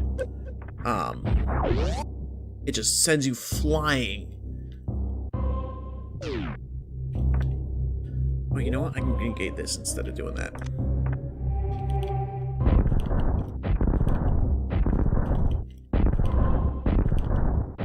Okay, this is not faster than just turning on wave. I'm just gonna turn on wave.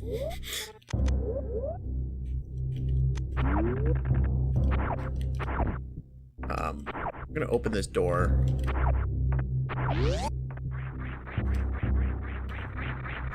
So, there's a weird shine spark chain you can do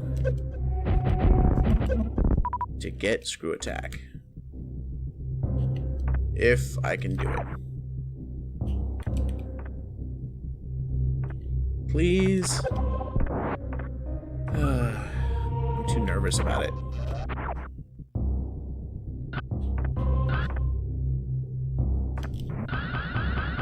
So, basically, we're gonna shine spark off some spot to the right here. We're gonna goop spark off to the ceiling and not go to the left. Waste a bunch of time.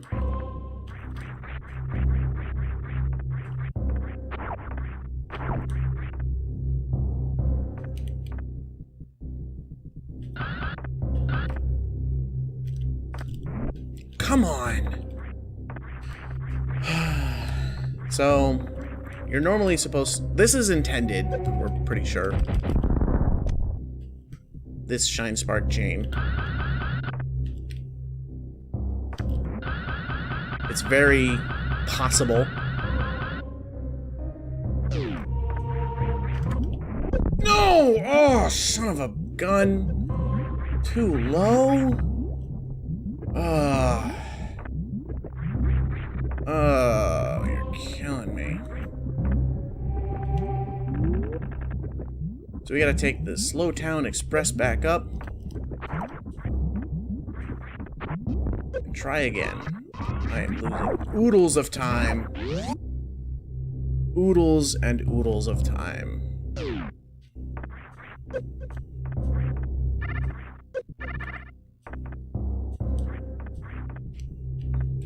I'm gonna save. Is it faster to go up left here? No, it's just faster to go across. This is a real bummer. I've never shine sparked too low there. Like, that's never happened before. I mean, I haven't done this too many times, but I've done it enough times that I would consider it a safe thing to do.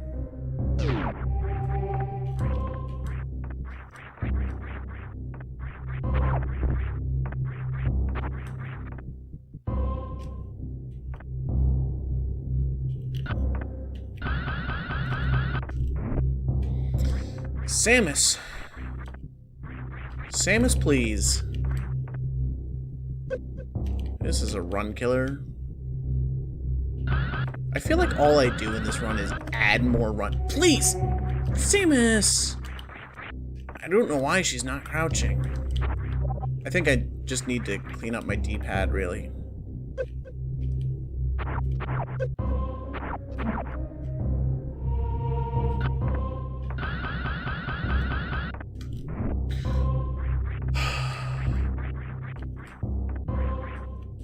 This is so frustrating.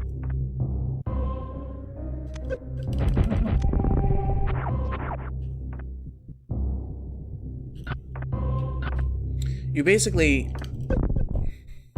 You have enough time to land on 2 platforms here and still have your Shine Spark charge.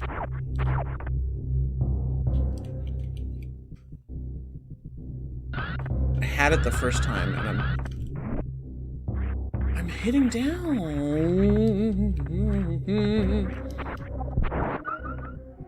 Frustrating express. Choo-choo, the train of agony.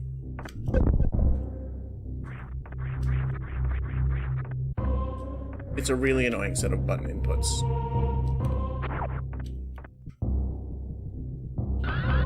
So basically you can land on 2 platforms.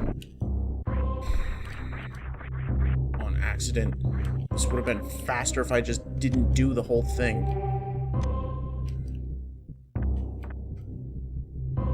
Well, this is good practice. This is bad practice.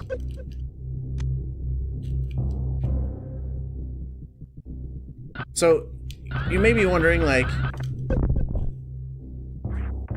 why am I not short charging this? And it's because in Redesign, you can't short charge. You can only stutter and late tap.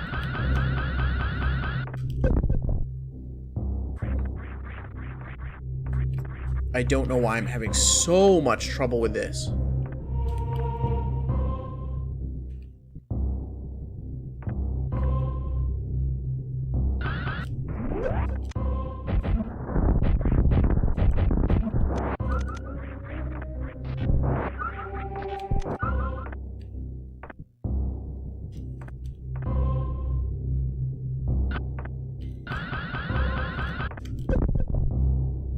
This is embarrassing.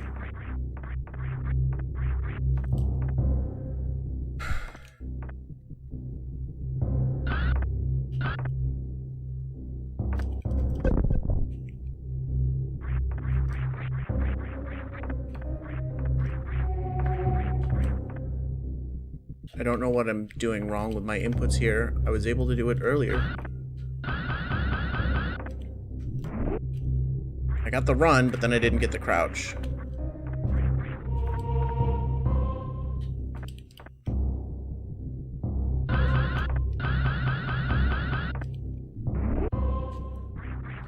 Samus.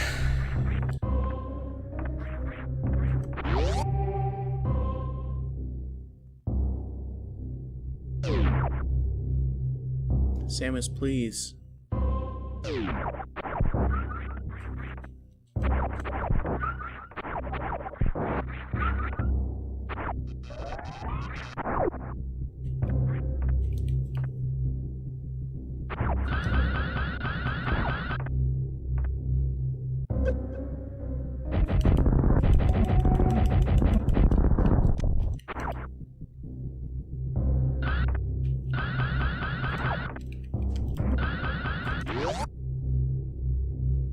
Let's do it. That's what it's supposed to look like. Yay! Screw attack. Alright, screw attack.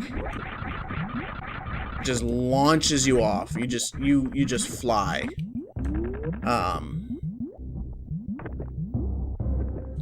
With respin it's even more useful. But basically, it makes running and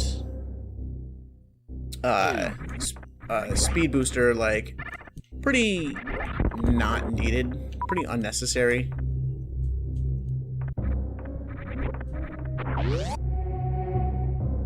Because now we can just, you know, basically fly.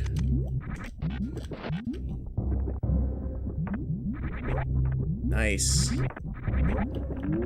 Nice. Ooh, that was close.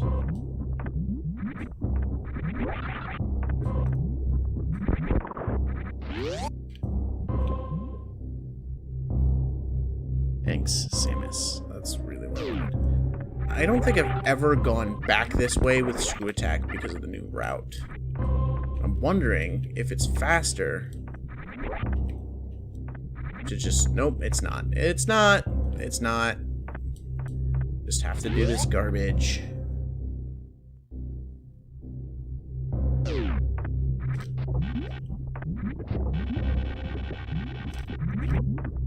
So, you might have seen there, I can use screw attack to accelerate myself horizontally in the midst of a jump, which is a really interesting thing.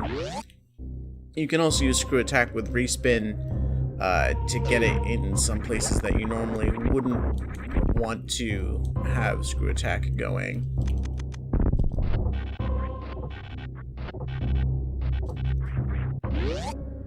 So you can see I used it a bit there, accelerate myself. Redesign is designed in a way that's... It's designed a lot to inhibit the use of Speed Booster. As crappy as that sounds, I think it's a good design decision.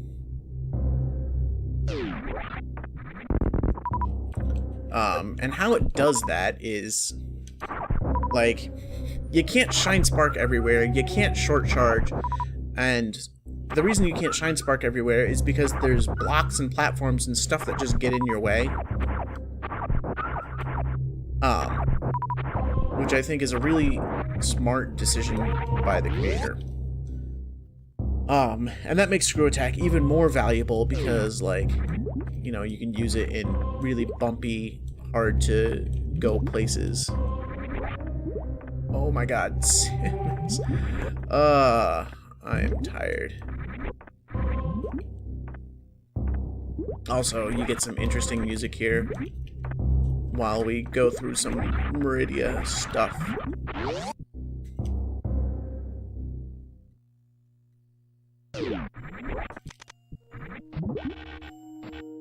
Whoops. So welcome back to Meridia. The land of sand. Lots and lots of sand. Oh, you know what? My splits are still out of order. I forgot a new route change. There's a spot where you actually get to use Speed Booster. There's a Shine Spark thing you can do here, which is really insane. And like you keep it like all the way through here or some baloney. It's really dumb. And I don't recommend doing it because it's really dumb. And like you keep it through here and like you have to keep it a really long distance. And yeah, it's kind of crazy. But like here, wouldn't be able to get Speed Booster there, but I can just, you know, screw attack.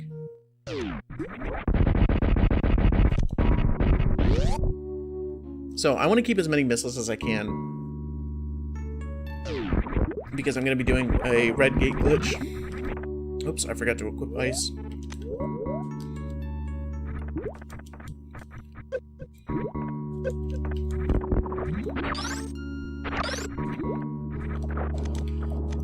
Ice is fairly mandatory there. You can Shine Spark up there if you're insane. But we are not insane, so we're not doing that.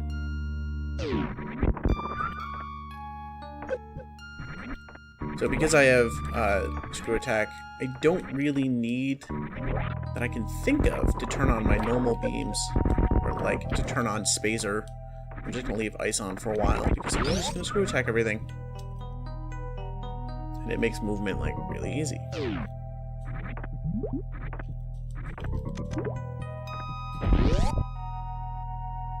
So we're gonna carefully not fall into this pit. So if you Shine Spark up here, you don't have to go around. It saves a bit of time. So we're gonna do a moonfall here, hopefully. And this is gonna put us inside this tank. Just like that. Which is gonna put us here. And I need to edit my splits while they're running. And I can't do that while they're running.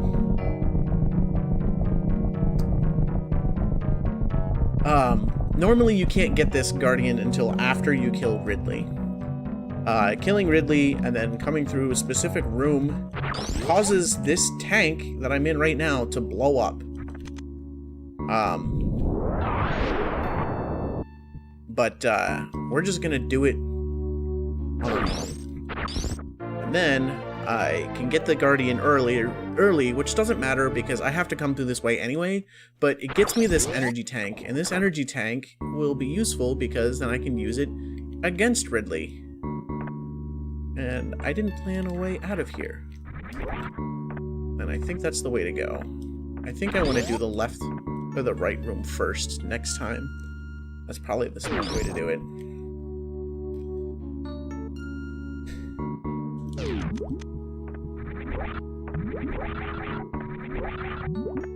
Whoops. That was quite a turnaround. If you turn around in sand, you fall in even worse. But you can jump out of there pretty easily. So we're gonna be swinging our way up here, and we're gonna be taking a totally... Please, Samus. Samus! You're gonna be taking a totally new route for me.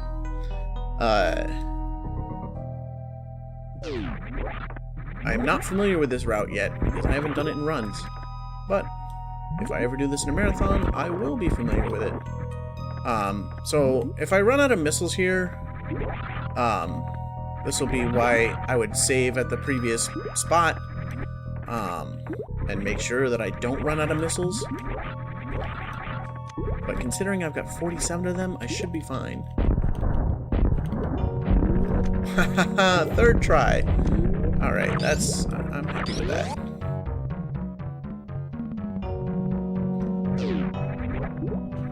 So, having Screw Attack makes that movement, getting up that jump really easy. I forgot to lay a power bomb early there, that's my mistake. Let me lay another one, like here. So a bunch of blocks all at once, and then I get this E-Tank. Although, like, this is a huge time save. Like, I cannot overstate. I probably can overstate because it's a literal it's just a number, but it's a huge time save to do that gate glitch, and I haven't done it before, so I'm kind of excited to see where I am at Plasma. We have to do a bit of puzzling here. So there's a whole bunch of these annoying morph ball mazes. There's 4 of them, actually. And we have to do 2 of them now and 2 of them later. It's probably easier to do that with a power bomb.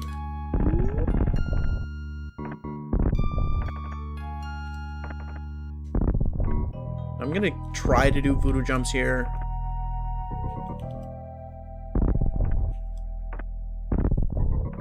But I'm having trouble getting them. It's a really difficult timing. And that's why you'll see me lay the bomb in place first. And you're like, why is he laying the bomb in place there? And the reason for that is I am trying to do a voodoo jump.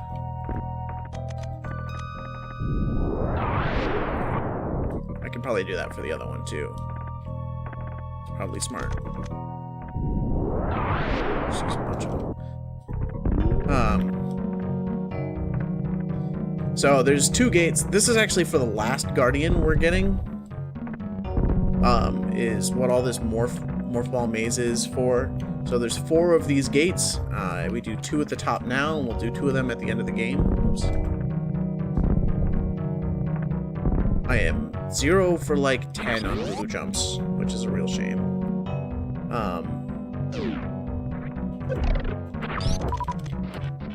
So I'm going to open a door. Normally you get a Shine Spark charge there, but whatever. So I'm going to open a door, or open a gate to the left in this door up here. And the reason for doing so is because if I fall back down, I have to go all the way around, and it really sucks. But with this open, I can just take a nice shortcut. Also, these aren't programmed well, and you can just fall through the ceiling if you accidentally stand up, but I can use that to go a very small amount faster.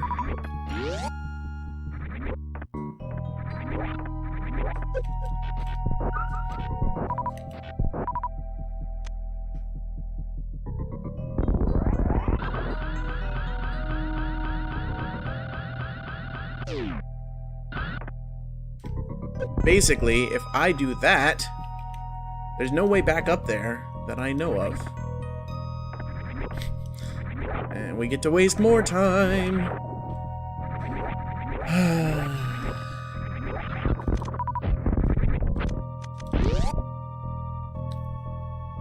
That's why I opened the gate, because it is... So this is the normal way. We'd be coming all the way up around here. We would have been in those rooms already. Like, we would be very familiar with the room that I just fell in.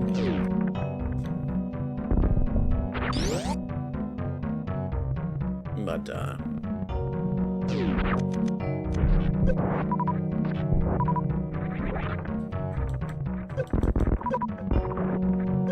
if you're ever stuck in sand and you need to know how to get out, hold angle and jump to one side. I hit... Come on, Samus! This is... I am doing really poorly with the Shine Sparks today. This is very frustrating. I mean, it's not gonna cost me anything but time, and this is a speed run, where it's supposed to be.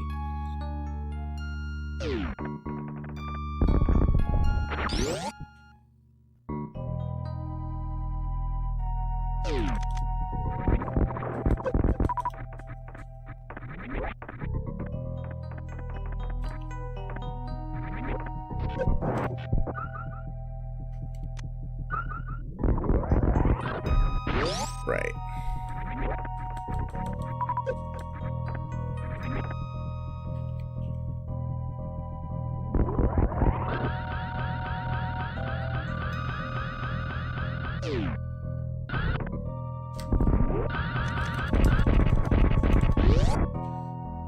That's how that's supposed to go. We don't actually need the Shine Spark here.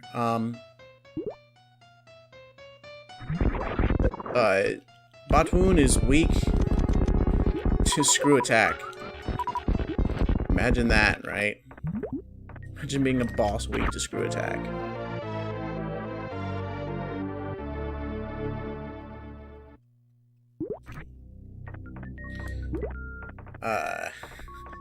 Yeah. So, this is one of the main reasons that I get screw attack early. The other is to help with movement. There's a 2-pack of missiles there if you want them. But,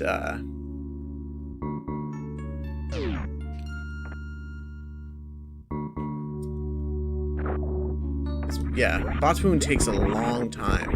We have to get screw attack anyway. So, the added time, the added penalty for doing Botwoon, or for doing screw attack early, is that, because we gotta go that way anyway. So the penalty is the extra time it takes to do the actual Shine Spark part.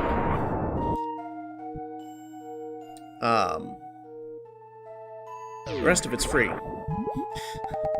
Alright, the rest of it makes up time. So like the movement time you get back, and then the Botwoon time. And Botwoon takes forever.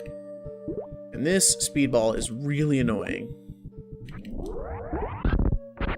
Sometimes I can get it, like, first time. Other times I have real hard times with it.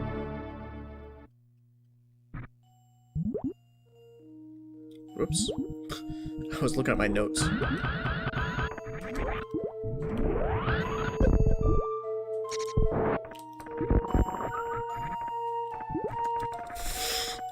I shouldn't have done that Shine Spark. I don't know the Shine Spark, I just wasted time doing the Shine Spark.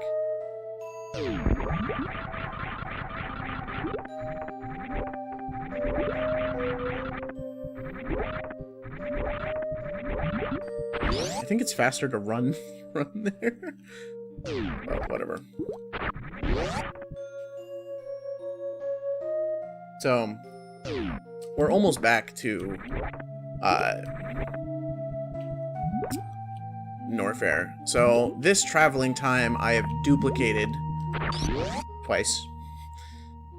Or I've added an extra trip there and back, I want to say.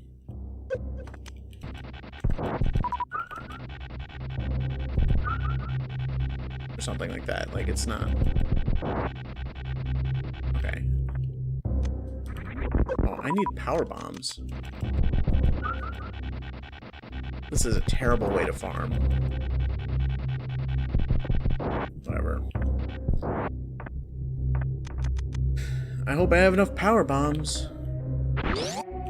I don't know what opens that gray door, honestly. So this is the way to Lower Norfair. Lower Norfair is something... Basically, all Lower Norfair is going to try and do is take out all of my ammo in various ways and deal lots of damage to me until I get to Ridley. And I need to have 8 supers at the super blockade. Other than that, I will be just fine. Especially with screw attack, because we can just screw attack through everything. So the only thing is, I need to pick up every super drop that I come by, and then never use supers when I can use missiles.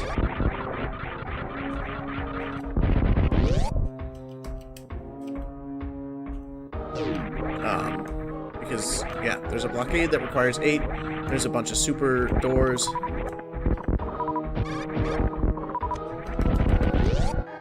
And stuff like that. I hope I have enough power bombs. I should. So I'm going to take it slightly slow here and not use a power bomb.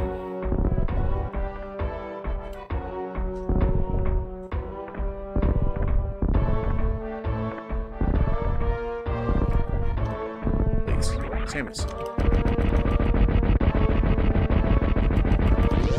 It might actually be faster to use supers there and then, like, farm them back, but I am not that brave. I need to go left here!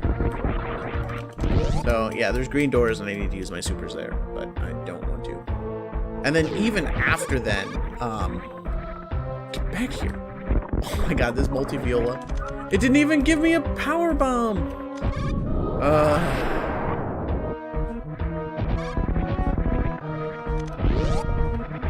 Power bomb?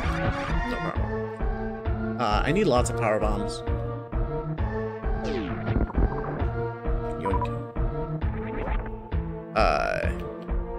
Basically, you need a lot of everything.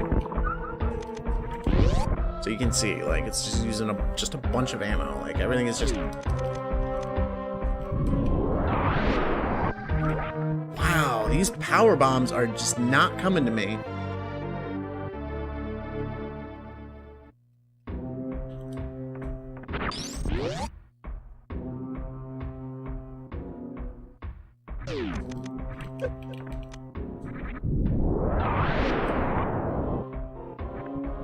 I think I need another one here. I forget.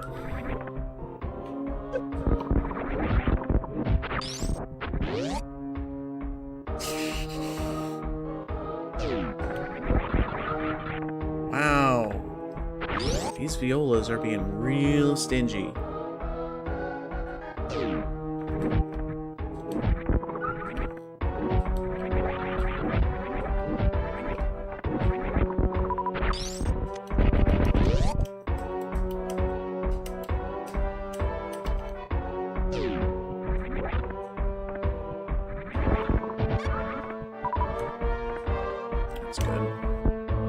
So this is the power bomb blockade. So I could have used 3 supers, but I always play it safe. Especially because if I miss here, my health doesn't matter here. So if I miss any of those, then like, and I run out, like, let's say I run out of ammo while doing that, like, that's a huge problem because I need to, that has to be all done at once. So it's the bottom block is the one that actually matters. So interestingly enough, if you come in through Norfair through weird glitchy means or unintended means, which is possible, but not casually, like you have to, then if you shoot the bottom block, then it'll and then, like, you can just leave the room and just come back and you won't need all the supers that I've been harping on about for this whole run. So this is my favorite spot to get annoyed while I farm. Because, like, farming here is annoying. I want to have full supers again, and with the route change I'm going to have 2 less supers. I pretty much want full everything because we are going to be going towards Ridley next. But please give me power bombs, you stingy jerks.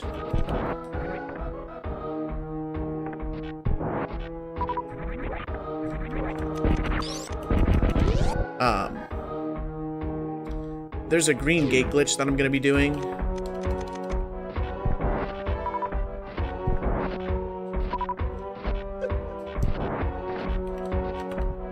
And basically, the green gate glitch is different from the other gate glitches in that the green gate glitch has to be done with a super missile, and all the other ones I've done are with normal missiles. So with those ones, I'll have like a bunch of tries. So for this spot, the strat is to get hit. Ooh. The strat is to get hit before running across these platforms, and then you can run across them with the iframes. Otherwise, you can get hit while like running across the platforms and you fall through. That really sucks. I think I'm full. I don't know my actual item counts, which is really annoying. So, if I can get this green gate glitch, it'll save a bunch of time. Otherwise, I will have no supers and I'll have to go around. Actually, I need to have 1 super coming out of here. Second try. That was beautiful.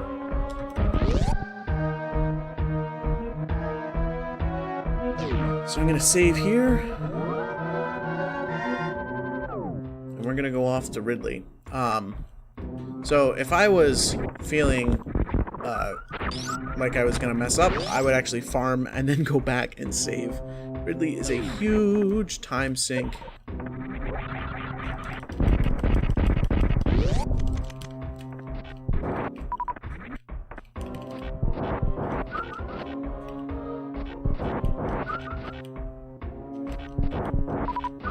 But we're just going to risk it for the biscuit.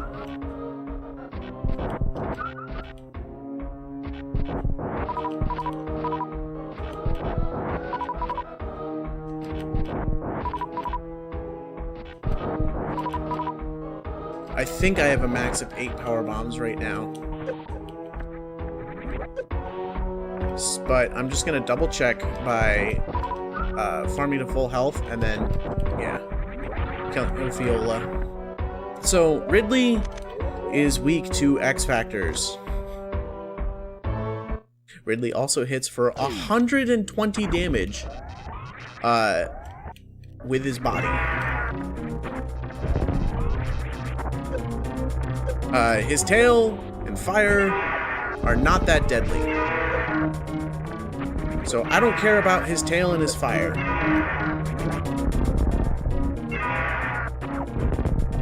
He's also weak to pseudo screws, but you have to get hit for 120 damage.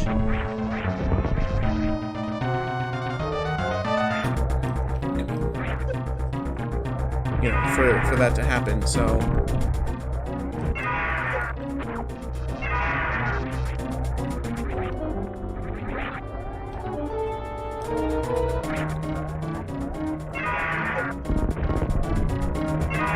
These X Factors are not playing nicely.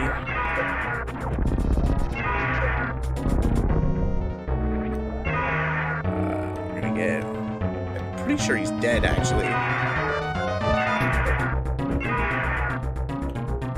Yeah. That was my best Ridley ever. Hands down. Like, that was just so good. So, those are actually solid there. The floor is solid. But, there is a hole in it. And you can fall in the hole and get stuck in the acid underneath. It's a real trap. It really sucks.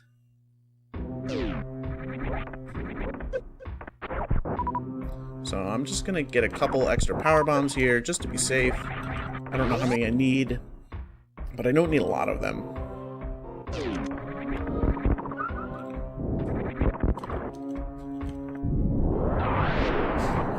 And now we're on our way to Golden Chorizo. And Golden Chorizo was designed in a way that you can't cheese it, except you still can, because we're awesome. So I always do the fast method because I find it's not that hard. The fast method is to stand right there, and then you just put yourself right there, and you just go like this, and you just sit here.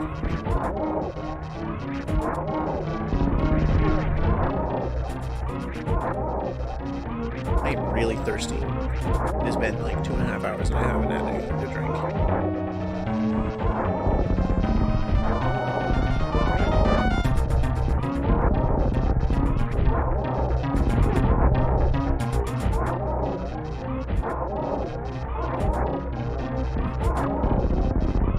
So, also you may notice that the charge beam takes forever. I did equip Spazer because it does the most damage. So I need to confirm that. I saw someone using Wave once. I don't know why. But, yeah, we just sit here and take it in. Wait a while. You also, there's no way to get Plasma yet. Plasma is unlocked by killing Ridley and Golden Chorizo.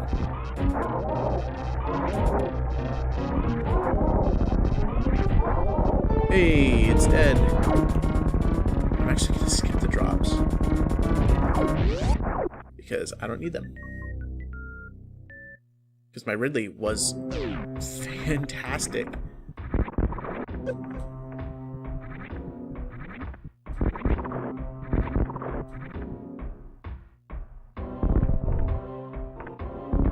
Okay, I didn't get the voodoo jump there, but the puffy guys can really, really ruin your day if you take too long in that morph ball tunnel, because you have to do a bomb jump and a spring ball in combination. Like, you have to do that or a voodoo jump, and like, unless you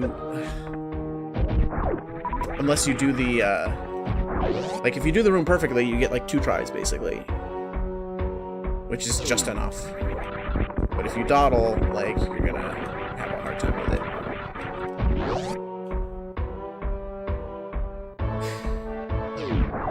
So this room is called the... I believe it's this room. Yeah, this is the Disgiga toilet room. Those are Disgigas. These are the toilets. The holes actually, like, you can fall in. You can fall in the toilets. There's little holes there.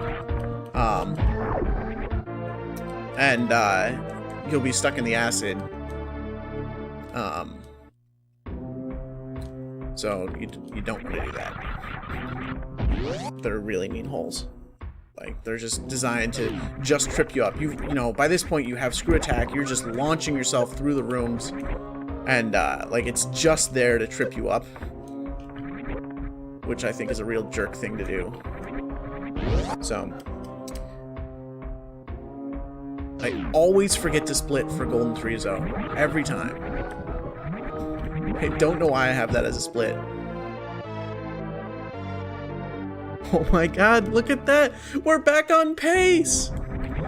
We're back on pace! How did that happen?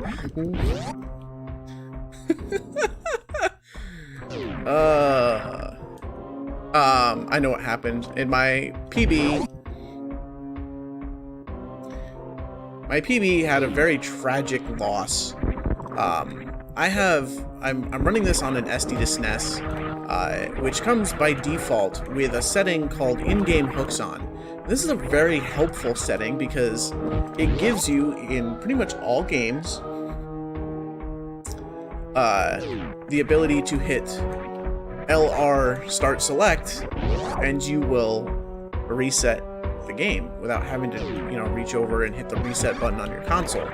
But it also gives you the ability for LR select and X to return to the SD to SNES menu. And I lost about 12-ish minutes, really, because I was aiming up in a crouch position, so I was holding L and R. I hit X to shoot a super missile, and I was deselecting it. I hit select, and my game just went straight to the menu. And that was it. And that's what happened in my last PB, was I lost like 11 minutes. So we could probably say that I am about 11 minutes behind of where I should be if I'm on pace now. Because I lost 7 minutes, I lost 11 minutes earlier due to being bad. And then, with the whole Shine Spark shenanigans for Screw Attack, and some other stuff that was taking me way too long.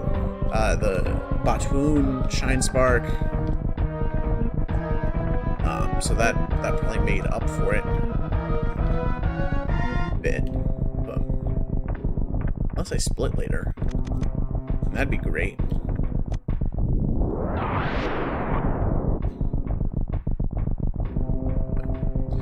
This part is scary because there's acid, and you can get like stuck in this maze, but it's really easy to remember where to go. You can also get out of bounds in that room through a variety of means. One of them is if you go into there and you Shine Spark out with really low health, you can get stuck out of bounds, which is kind of cool. Alrighty. So now we've killed the main bosses except for Dragon, but Dragon doesn't really count as a main boss in Redesign because Dragon doesn't really unlock anything except for one Guardian. So yes, we are going to kill Dragon, but Dragon doesn't count. Sorry. Like Dragon is basically a mini boss.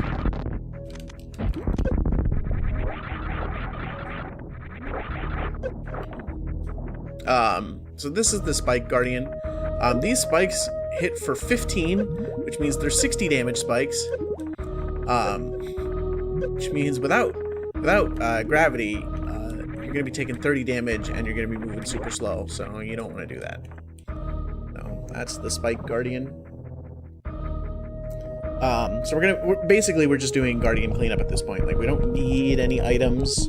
We can get beam combo if we really want, but we're not going to. The beam combo lets you equip all your beams at once, which is really nice casually, but in a speedrun we don't really care unless you need wave and ice for the Zeb skip, which you don't even need to do Zeb skip with the amount of missiles we get because we need a lot of missiles.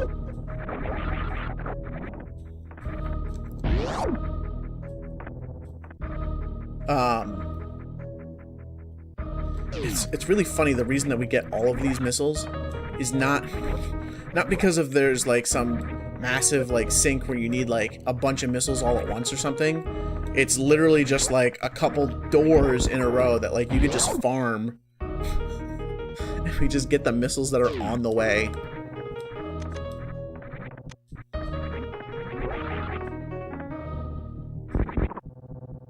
So this is the room where I reset the game on accident.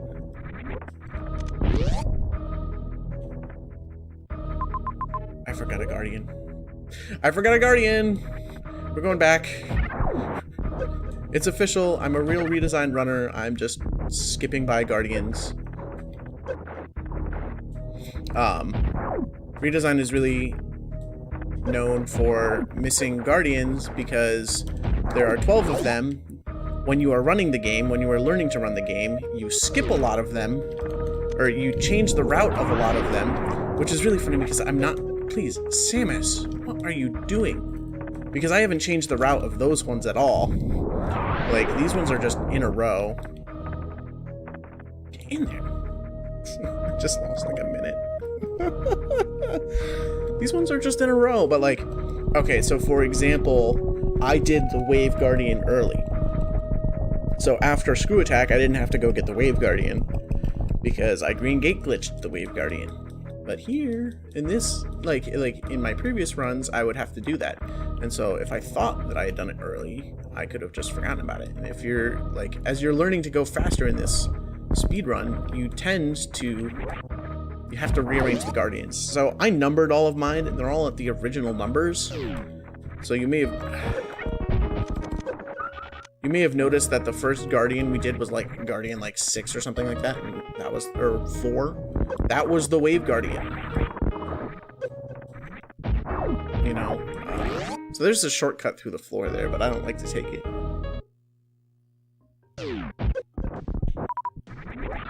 It saves you a power bomb, but at this point, I have enough power bombs. Biggie biggie bum bum. So we, like... If you did Ammo Guardian late, you would have to go and do it now. And you would have taken a different path there.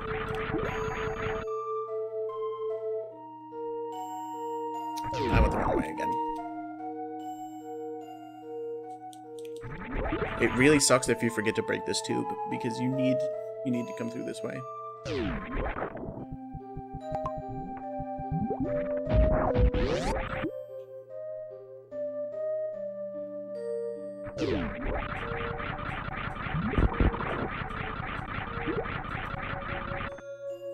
Always do that. So you can actually space jump your way up sand, but only in water. Through a sand fall. I mean, not through like normal sand. That'd be crazy.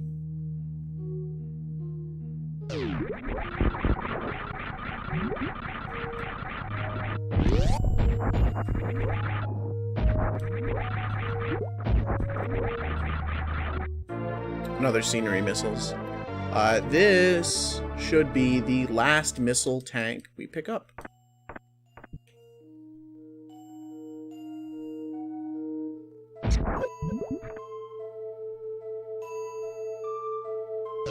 So we're on our way to Dragon now.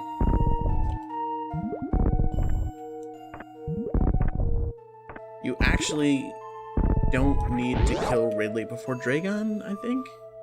Yeah, you can just go to Dragon after you get... You don't even need space jump, I think. Like, casually.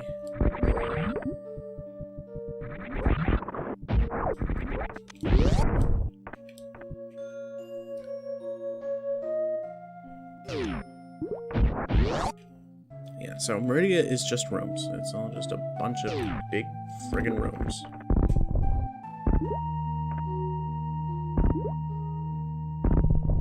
Once again, 2 missiles. We don't want 2 missiles, we want 10 missiles. Just skip those. I have a tendency to get to Dragon with really low health, which is really funny.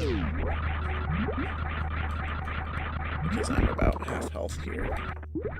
So that missile pack that's up there, if you fell, you can get it there. And it's really convenient to do so, except if you're running the route where you do red gate glitches and you want all the missiles you can get just in case you mess up. I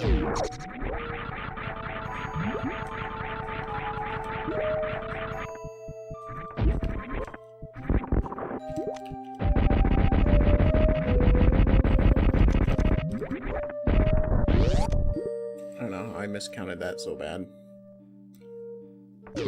So this is the room with beam combo in it. Beam combo is a cool idea, but the problem is that all the beams, except Spazer, shoot really slowly. So if you combine beam combo with anything, or like if you combine two beams, like Ice Wave Spazer, it's gonna be, you're gonna shoot really slowly. Your charge beam is gonna be sick though. Your charge beam will do a ton of damage, but I don't do that. There's a way to glitch yourself into the beam combo, and I kind of want to learn how to do that, actually. But not today.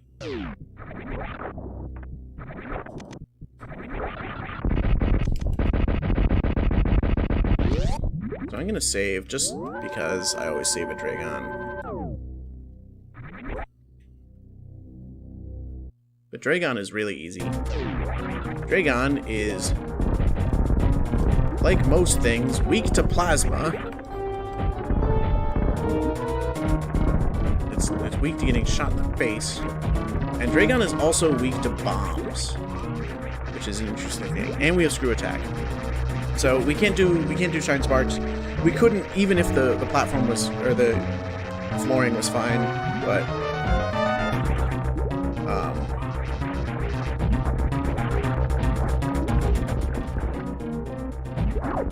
so what we can do here, that was pretty good.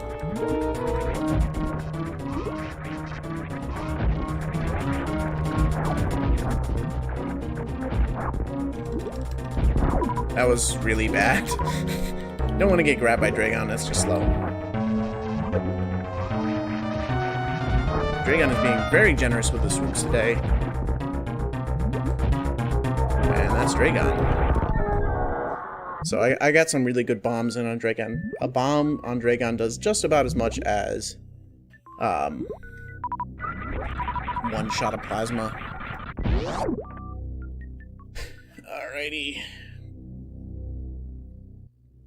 So, why do we kill Dragon? Dragon opens one stinking door. But Dragon opens a bunch of doors and like a bunch of other stuff that makes it easier to get around casually. But Dragon unlocks one stinking door that we care about. I want to learn a Moonfall there. I don't know if there's a good one, but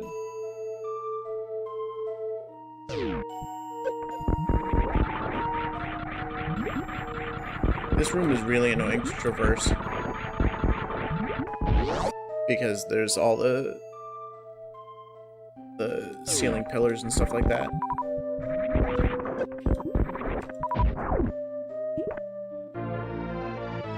I think that's the last E-Tank we get.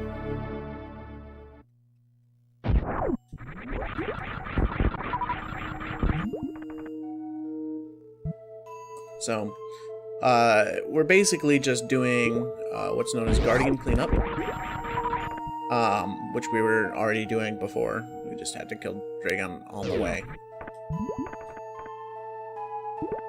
And you can just see there's just a bunch of Guardians on our list that just are opened up by having done everything else. It's just 9, 10, 11, 12. Gotta do these Guardians. So Dragon opens that door and this door, but that door doesn't help us. It just helps us backtrack if we really wanted to go that way.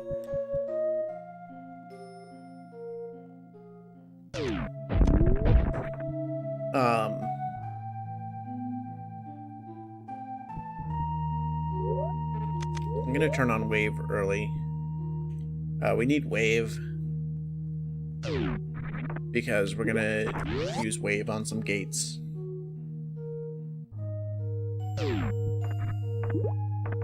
I don't know what the actual, like, the Guardians aren't named in-game that I know of, and we just, like, there's names by the community, but I don't actually know what they are, and I just call them what I call them, and I call this one the Pipes Guardian, because you have to go through that pipe room to get to them, and then,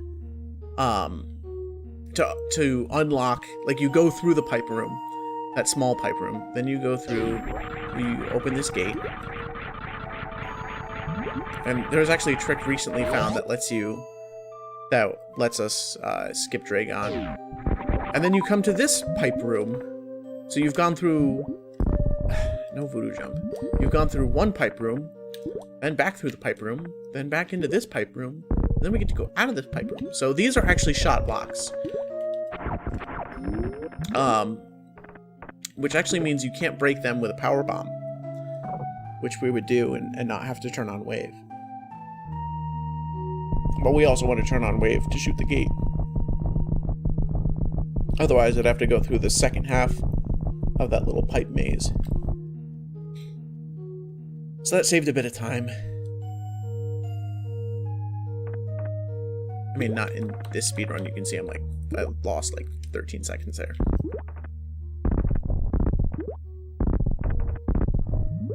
But yeah, like, we knew how to glitch into this room, but not out of this room without opening that gate. And now there's a way.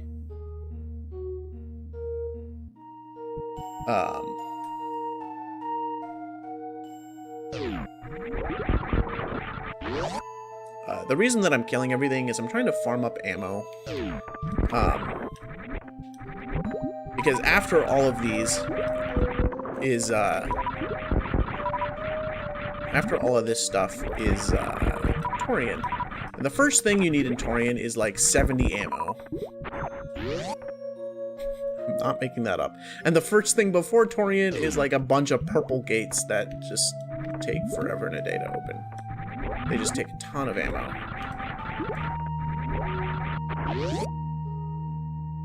So, I want to get all the supers I can.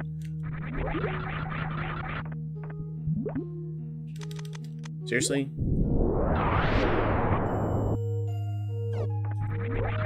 So I fill up on missiles there. That snail was a total jerk. 1, 2, 3, 4. 1, 2. Bam!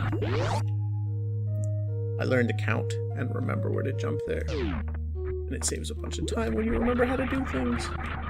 So, like, you'll probably remember we came through this room going the other way. Radia is just rooms. It's just a bunch of rooms. Oh, you know what? I forgot that power bomb. We did the Tube Guardian early. I forgot to pick up that power bomb. That's why I feel like I missed another one. Or like my route change took one out. I feel like that's why Ridley had less power bombs than I'm used to. But I had a really good Ridley fight, so... Oh my god. So normally, coming through here, there would be an indication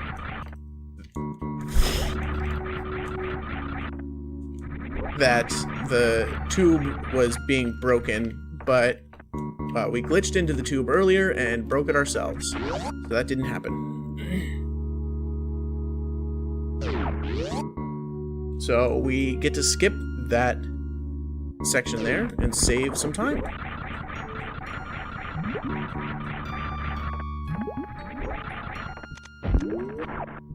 I should make a note to open that green gate early. It'll save me an ammo for when I'm really trying to save ammo.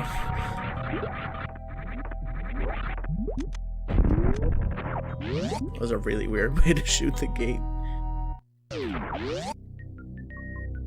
So, as weird as it is, like, it's weird that, like, I'm coming around all this way and, like, backtracking and stuff like that, but it's actually the fastest route. You may have noticed this, but this game is huge. Like, the size of the rooms in Redesign compared to Vanilla is just massive. Like, it is just massive. Oh, this is going to save a bunch of time. Not only because I took the right way, and not going through, like, multiple doors for no reason, but, like, yeah, this is going to save a bunch of time. Whoops.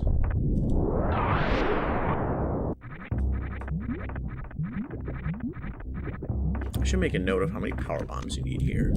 I think it's just 3.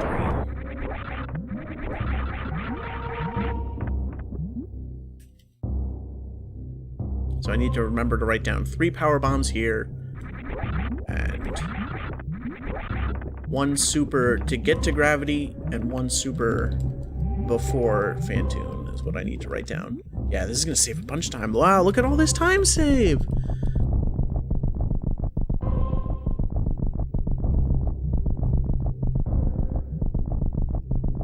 Look at that. I can't believe this run is on pace after that abysmal screw attack. Like, the screw attack cost me more time than, like, the route change should have. So this is literally the best way to get that Guardian, is, like, to wait till everything's done and then come through this really roundabout way. So, another interesting thing is, the run button doesn't work if you have Speed Booster and Gravity and are in lava.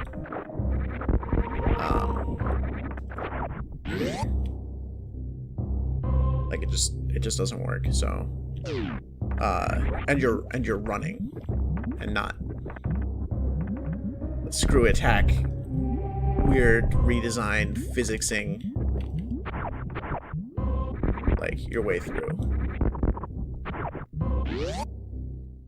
Also, another cool thing is gray doors open faster than blue doors, so it's easier to run through them without stopping. So there's one Guardian left, and then Torian. Torian is another thing I need to get more notes on, but there are a bunch of routes that involve green gate glitching here, in this room, and then immediately here.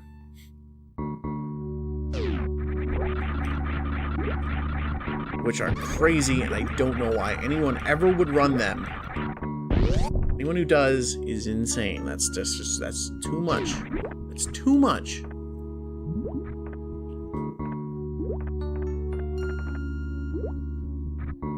Interestingly, I haven't come this way. Especially in this route.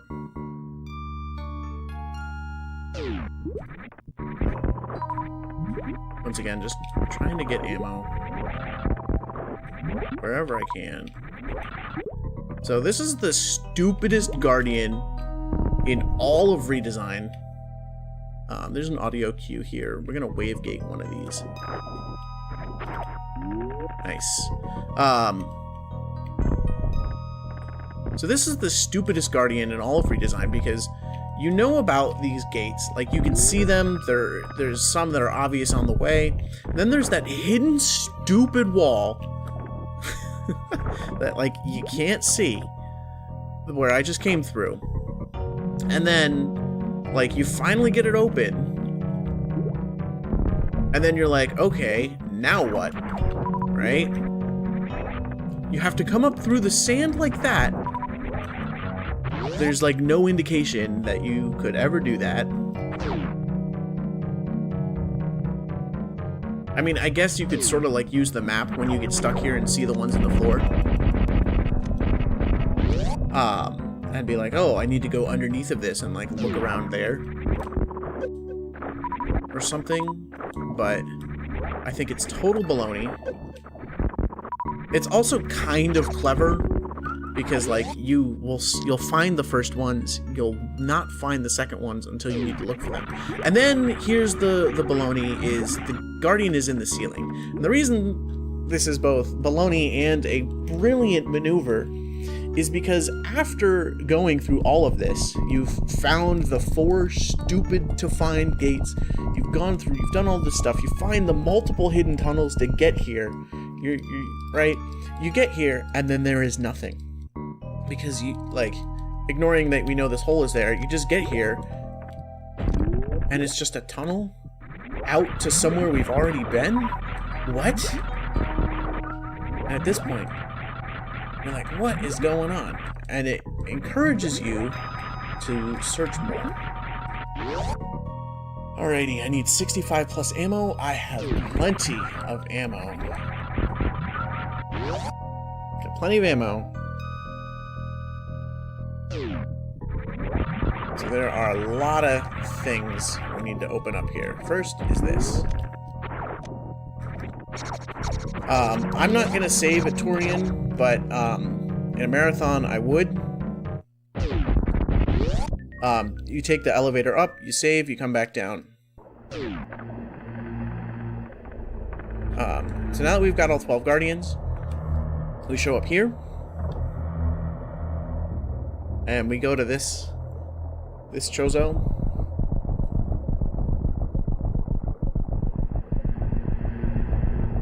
this Chozo says, alright, you got all 12 Guardians.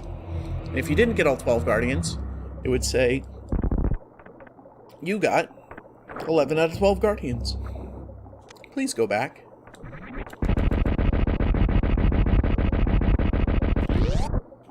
Oops, I need to pause here. Pause. Turn on ice. If you pause in a room with an elevator, I don't know if it's just going down or not. Oh, it doesn't work in Redesign. Oh, that's interesting. It does in vanilla. If you pause in a room with an elevator going down, you'll go through the transition faster for some reason. Alright. So this is like the Metroid 1 room. You just ignore the Metroids. So the way that Metroids work in... the Metroid rooms work in Redesign is they... Please! Rude!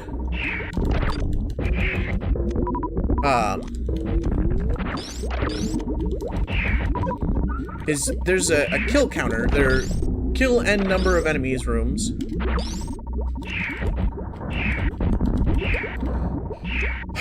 Very rude, Metroids. So you have to kill a bunch of Metroids. You can see the doors open now. So, basically, I don't need to worry about ammo at all, even though it looks like I do. Like, oh my goodness, after all that ammo, you only have so little. Nah, I don't care. Okay. Doesn't matter.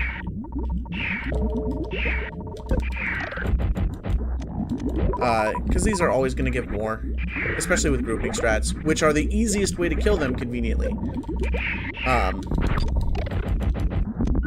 So the reason that I'm doing this weird jumping strat to get them off of me is because that's kind of mandatory in Redesign. Getting them off while rolling is really, really difficult.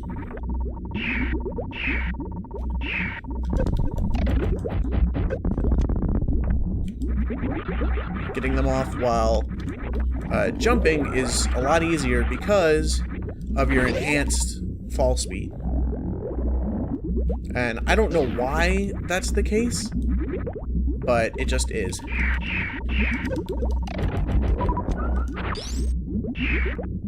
Oh, this is the mock ball room. Okay. Nope. No! Oh my god! Why did I come out of morph? That's such a time waste.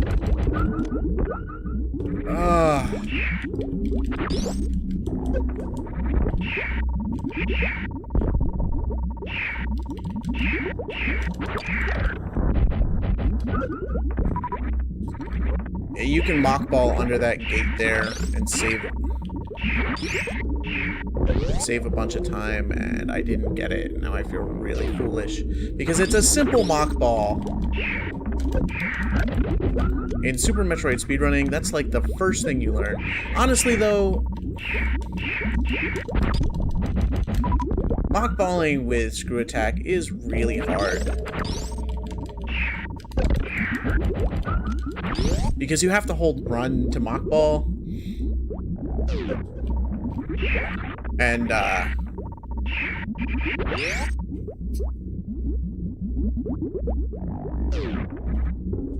that causes you to launch forward with screw attack, which makes the timing really weird. That and the enhanced gravity.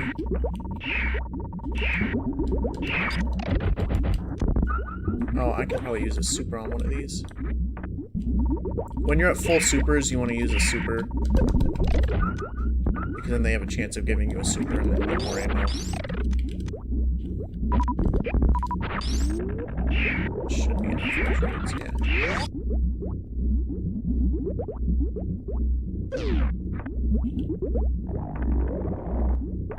This Metroid room I really hate.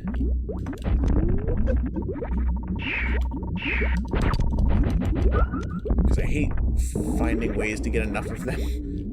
Because, like, the fast way through the room is not the fast way to kill enough Metroids.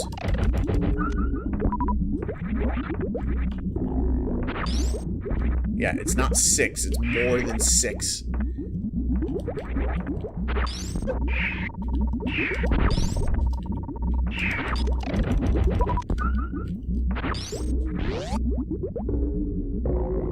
Alrighty. So in this room, it makes you look like you want to go down, but you don't. It even scrolls the screen down for you, and that's just wrong. What you want to do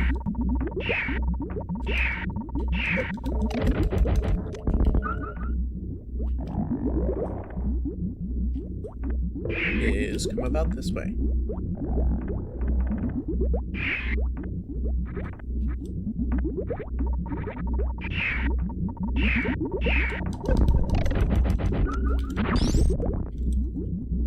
Not this again.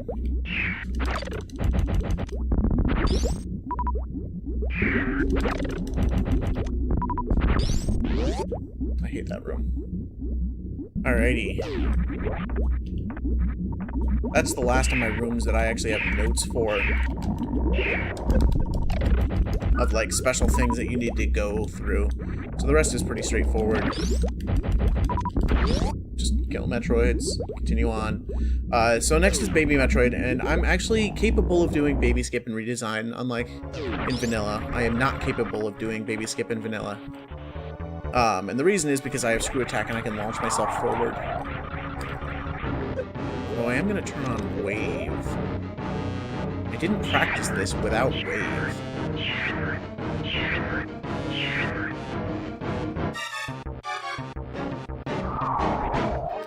Well, that was a loss. That really sucks. So I'm going to put Ice on for now. Oh, you know what? I need to take Screw Attack off as well. I really... Oh no, I need Screw Attack on! Why am I doing all these menus? That's a real shame. I jumped too low on the first jump. And then I panicked about doing menus. So, this is the scariest part of the game right now. And I know I've said that about a couple other places. And the reason is, I'm at 1 health, and there are 2 giant side hoppers in the next room. So, I have developed a strat. Right here. That's the strat.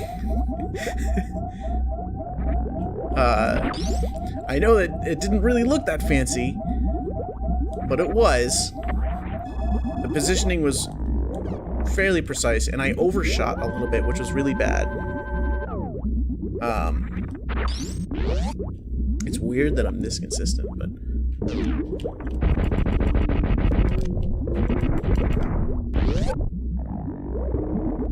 Alright, so let's mess up Zep Skip 50 times.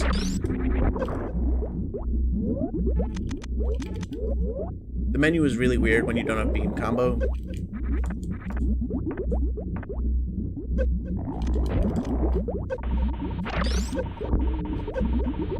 Oh my god.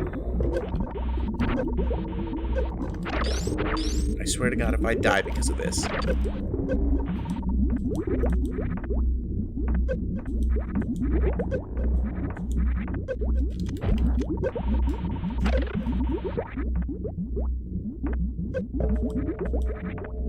Oh my god.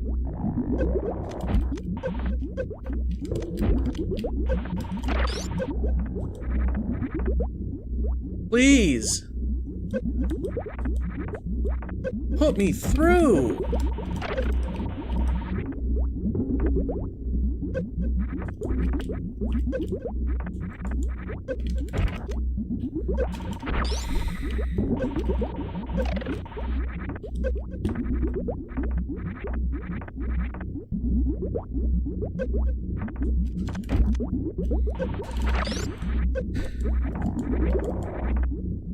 What am I doing wrong?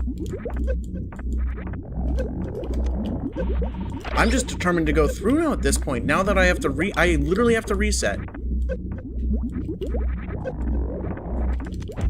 I don't know what I'm doing wrong here. I don't know what I did wrong there.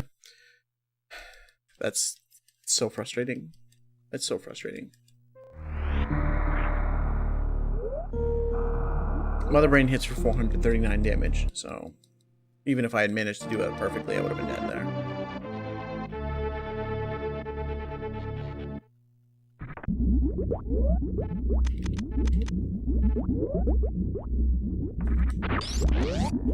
I don't know why I have such trouble with that in Redesign.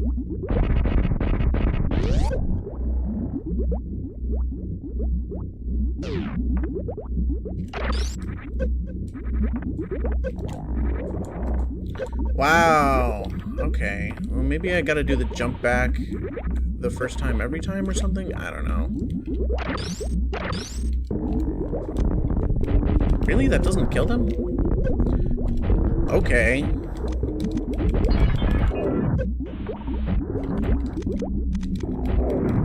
Whatever. Whatever. So, it seems slow to use supers, but Mother Brain is weak to supers. Mother Brain is really weak to supers. And you could see there,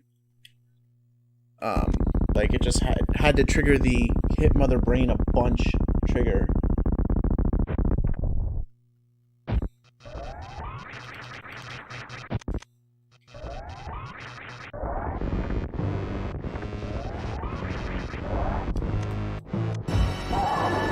Probably shouldn't have wasted time messing around there.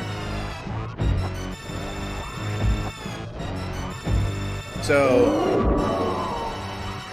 charge is really slow. Mother Brain is really deadly. Oh my god. Can't underestimate any phase of Mother Brain, except for the first one. You can underestimate the first Mother Brain phase. Like I said, 439 damage. Catch-ups are really hard to dodge because of gravity. Not because of gravity suit, but because of increased gravity.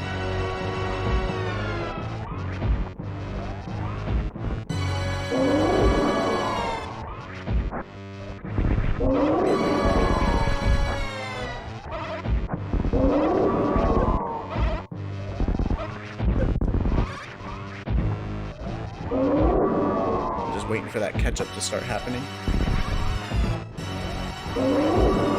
The low percent of redesign really sucks.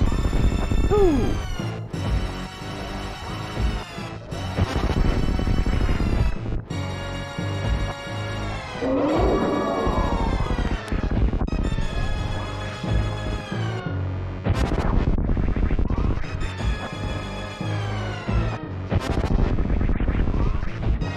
Those space jumps are actually really precise and really annoying to do.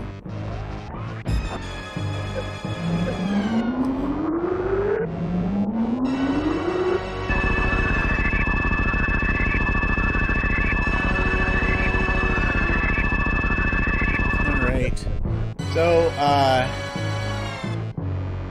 Mother Brain 3 has brought me down to critical health before. Because it basically takes away everything you have except for Morph Ball, Bombs, Wall Jump, and then gives you Hyper Beam. You don't have Ice, and in the escape there are Metroids, which is cool. But Mother Brain 3 specifically can ruin your day, because Mother Brain 3 is terrible. Because, like, the normal attacks that Mother Brain 3 does, you know, the onion rings, just hit for, like, an E-tank each, and so you can get knocked down to very, very low health very, very quickly. It's very dangerous. In a marathon, there's not much you can do to be safe other than save beforehand, which I already do. Can't believe I may PB in this. With all the stuff that went wrong. It's not my first I really want to have just a solid no-death run of Redesign. But yeah, we'll see.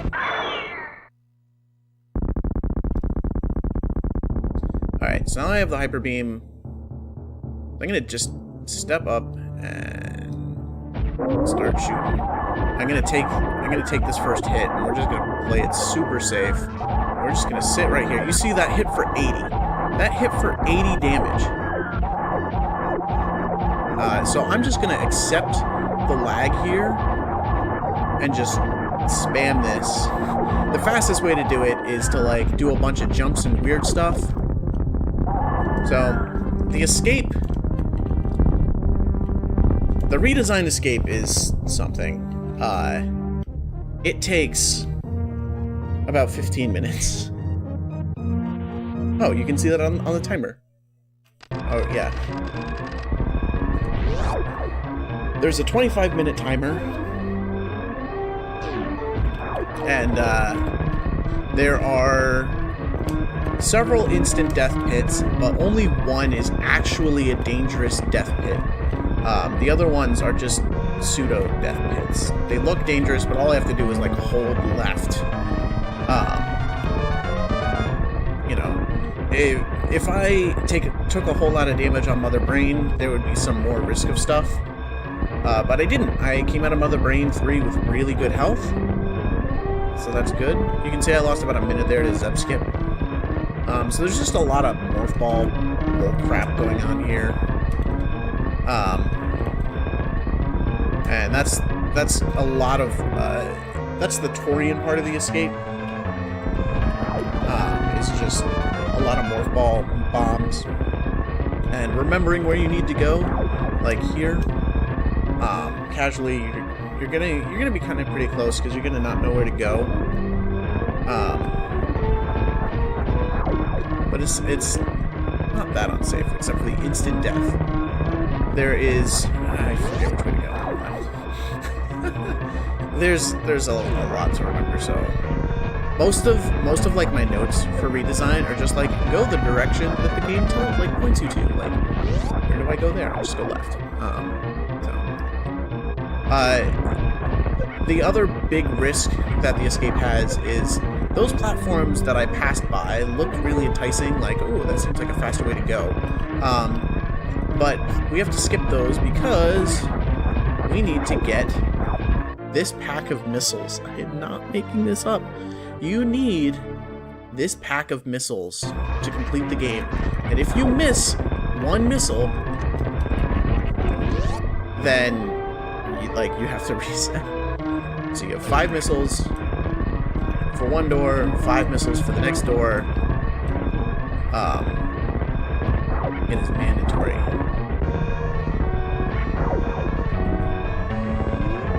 So you can mock ball there to save yourself some time.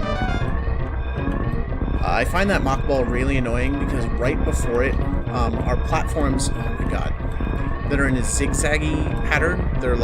They have square edges, but they're actually slopes.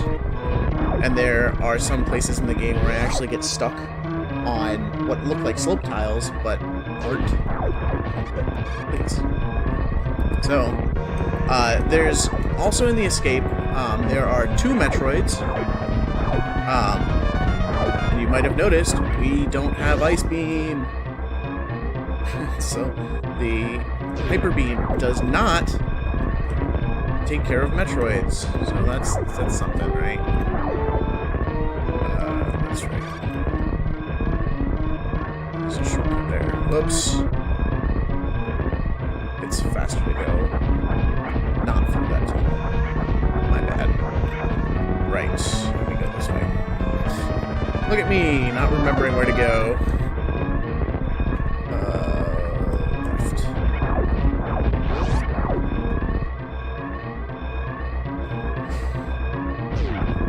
So I'm not really in danger of dying right now, but one Metroid at 4 times damage over a long period is fairly dangerous. So I do want to not get hit a bunch. I've gotten hit for about 100, which is pretty bad because if I get hit by the second Metroid, I think I can just barely make it.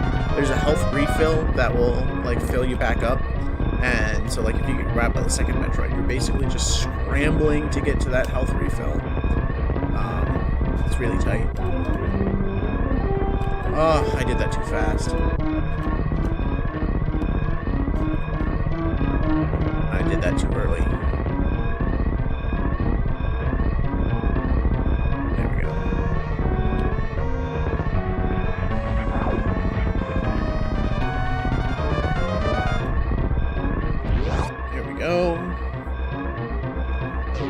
So I recently found out this room has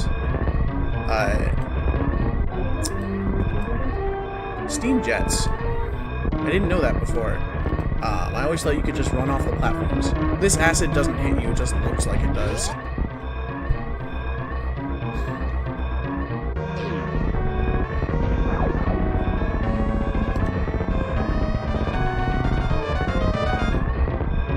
So, those are one-way blocks made from weird slope tiles. We've seen them before in the game, but they're used pretty heavily here. They push you up really weirdly. Ugh.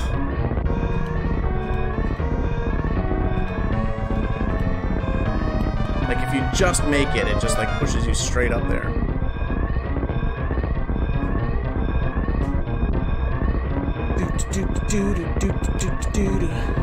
So coming up next, pretty soon, I think, is the Metroid rooms.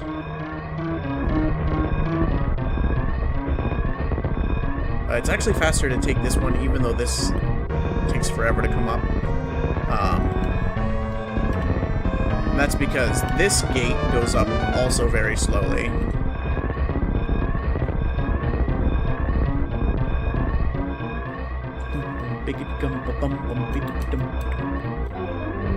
Solid commentary. We just awkwardly beatboxing into the microphone. It's not even like I'm just going biggie biggie bum bum.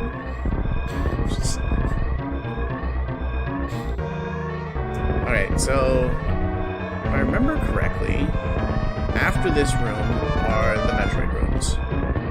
Yeah, you can see how weird that was. The scrolling of those was just way weird. So there's some strats to avoid the Metroids. And so for this one, we just mock ball. This Metroid's going to come out, and he's going to get stuck on the platform. And he's going to come out eventually, and that one can't get us at all. So we're going to unmorph here. We're going to come left here, and that guy's not even going to get us. And it's really helpful that I made diagrams and put these in my notes for those, because you have to do that while getting grabbed by the Metroid. And like, it takes about all of the energy tanks that I have left right now. So that's another instant death spot, but it's pretty easy to avoid if you know what you're doing, which is helpful by having actual real person notes instead of just saying, whatever, like I did before. So now we've finished the hard part of Torian. Now we're at the easy part of Torian, which is just climbing. And by, like, it's... So, really, really trust the D-pad right there to hold up. Because if your D-pad accidentally messes up, you die. You have to reset, and you have to do all of this since the Mother Brain save again.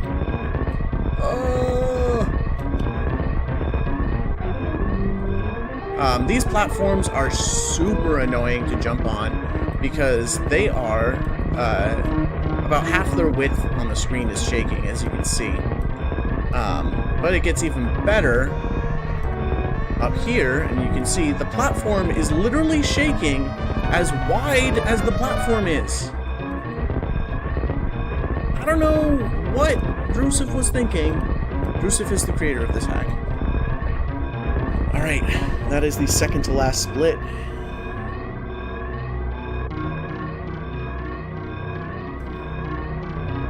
Welcome back to Criteria. So this is the underwater segment. Well, this isn't, but we're getting to the underwater segment. This room we couldn't get into before, but it doesn't really matter. Because there's nothing here except for escape.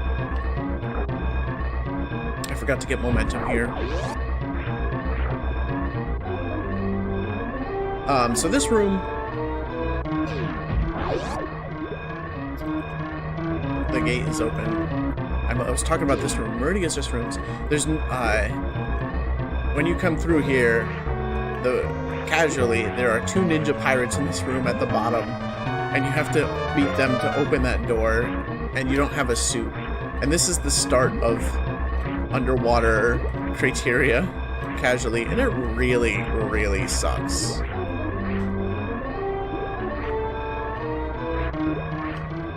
Oh my god, Samus.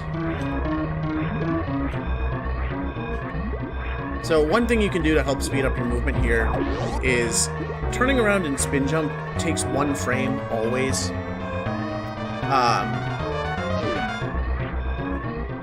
Underwater or not, but turning around outside of spin jump takes several frames, especially outside of water. So what I can do to save frames is whenever I'm about to turn around, unless I need the extra space for some reason, I will turn around and then angle, and I will instantly land facing the direction I need to, instead of having to do an awkward turnaround animation like that. You can see I used it there to turn around slightly early. Like here, I do a spin jump. Well, I messed that up, and I didn't do it there, but that's just one of the cool things you can do in underwater stuff. Oh boy. So, one of these rooms, I forget which one. Like, this room does the shaking and the lava rising noise. Oh yeah. This is the room that introduces the fact that there is lava. And starts adding instant death. But it's really easy, and you're not gonna get instant lava unless you, like, take a nap at the bottom or something. What the heck? That was crazy. There's no platforms there. You can see the lava wasn't even at the room there. But starting from here on out, the lava is going to be rising slightly faster each time.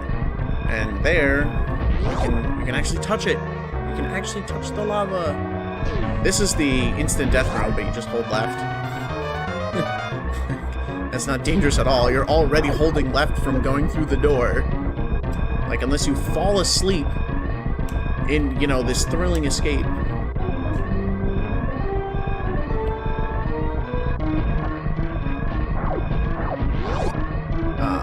That's not gonna happen. So, there are a couple more instant deaths that can happen. So, we're in, like, normal criteria. I believe this room actually has instant death. You want to go as fast as you can in this room. You have about 2 tries to make this jump here. So what I do is I get hit here, so I have iframes. And if you miss that jump once, you'll see the acid come up, and then you have about another try to do it. Maybe 2? I don't know. I always think that there's steam there for some reason, but there's not. So on the risky jumps, basically, you want to get hit by the steam on purpose. Underwater mock ball, which is cool. This room has rising lava, but it takes really, really long time to actually rise. Like, it takes like 5 or 10 minutes. This room is a bit scary, but you just, oops. Just do that. Alright, so this is the died in acid room. This room I have practiced a lot. Basically, if you fall early on in that room, you get another try, and if you fall late in that room, you basically don't get another try. Because there's acid at the bottom, and if you touch the acid, you're not jumping out of it to wall jump everywhere. And so that's the last of the instant death, and the worst of the instant death.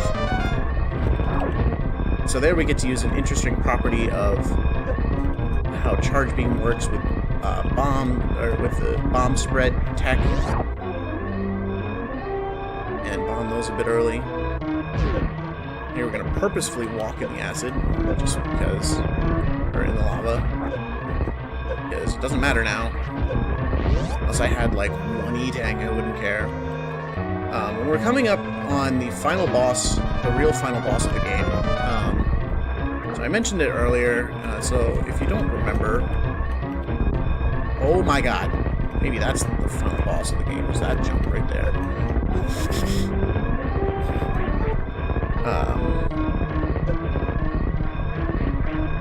So as I mentioned before, get hit, jump. That's the safest way. Alright, this jump is the real final boss. So we get hit. No! I died to the final boss.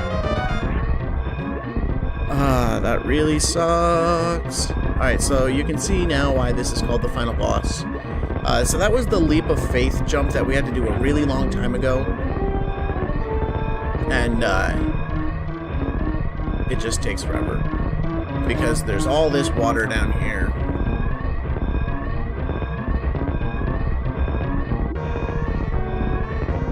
Like, it's just a slow slog through the water.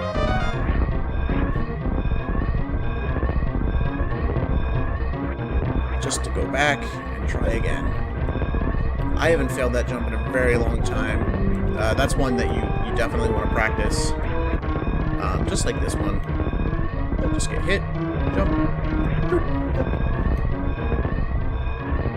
get hit, jump, jump.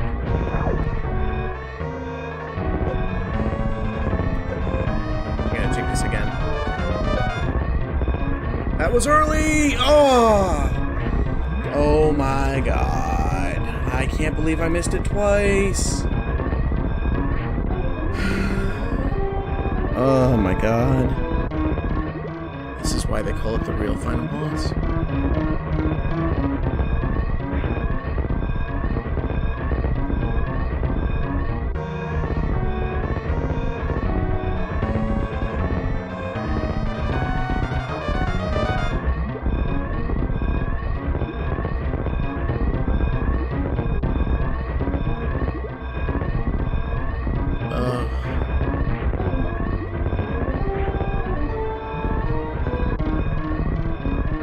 Oh my god. Ugh. Please. You're killing me. Oh my god.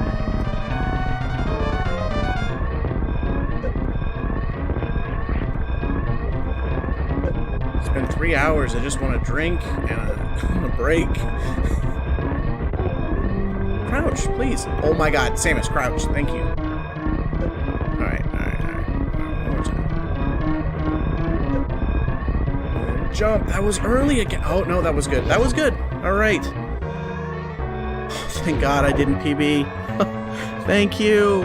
Thank you, real final boss. I didn't PB in a run where I messed up terribly. So many times. So if you're wondering actually where all this water came from, it didn't just show up out of nowhere just for the escape, which would be annoying. It actually showed up when we killed Ridley. I'm gonna go save the animals, because this run is not a PB, and I can show that incentive.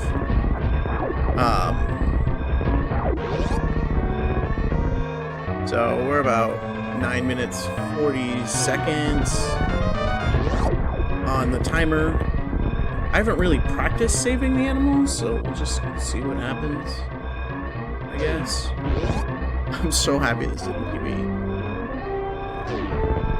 If I remember correctly, we have to not... I think we just go right there. I honestly don't remember. If you have... Yeah. If you have, like, a super missile... or if you have, like, gravity, you can actually get around a whole bunch of this stuff. And, like, you can come in this way and make a whole bunch of the escape, but you can't really do that without cheating. I don't remember this one. There's a whole bunch of cool criteria garbage. That's what I'll call it. Like, there's supers, power bombs, all sorts of goodies down here. But it's, like I said, it's all garbage. We don't need it in the speedrun. There's like a really annoying power bomb, morph ball maze to get there, to get in that pedestal over there. Ooh, got the weird frame. There's a save point here that you can't access. there's like a one-way path and like a whole bunch of exploration that you're probably going to have done at some point playing this.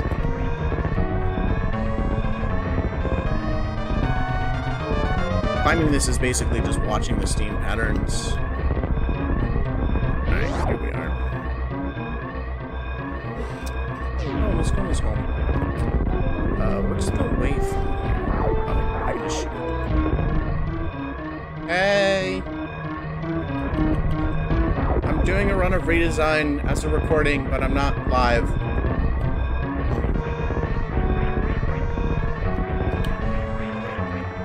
Do this jump, please.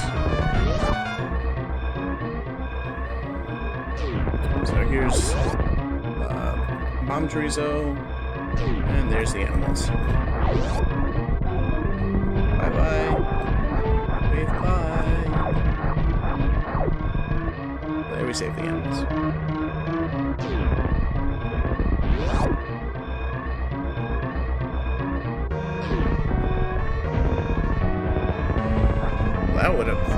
That would be an interesting death.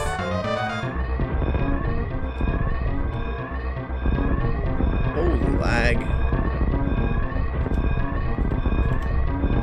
That sure was some lag.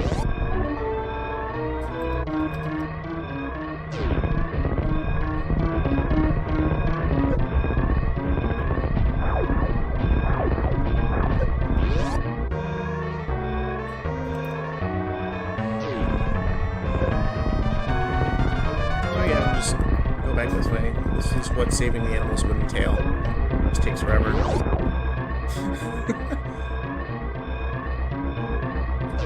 I'm pretty sure left there is a dead end. I don't know. You never go this way.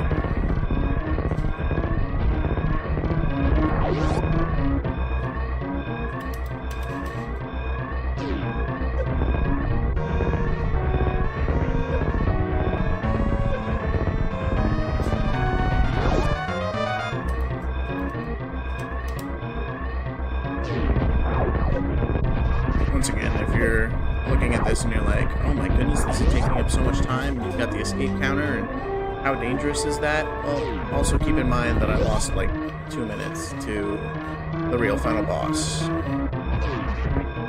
So...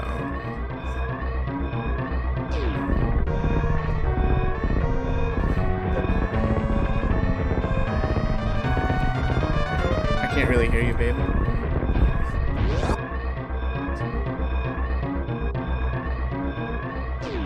Just come back out here, we head to the ship. I keep this though, there's still 7 minutes left.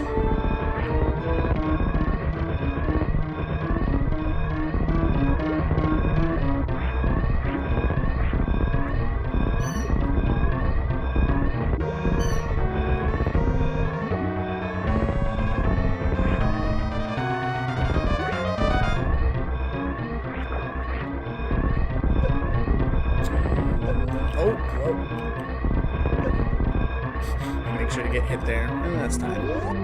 So that's it. That's Redesign. That's my latest run. I didn't show all the marathon save stuff, but it's mostly just taking saves, remembering where you need to go, stuff like that. And just taking saves before you die. The end is really the riskiest part, and you can see that after, like, from the final save, like, that was half an hour of stuff to do without dying, but I didn't die. I usually don't die there, so yeah, that's Redesign.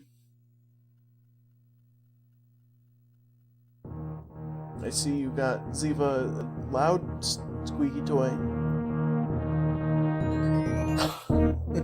A bunch of squeaky toys.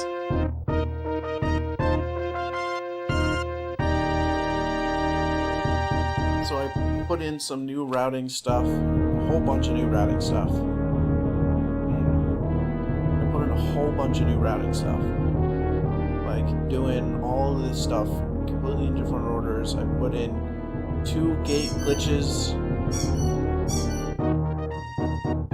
I put in a gate glitch that just saves a bunch of time, a gate glitch that saves on routing. I get an E-tank early for safety. That's not really that, it actually costs like time. It costs a bunch of time, but I do screw attack early, which is supposedly supposed to save time. And I did this run, and I was really upset with it because my previous run, I lost 11 minutes to resetting the console.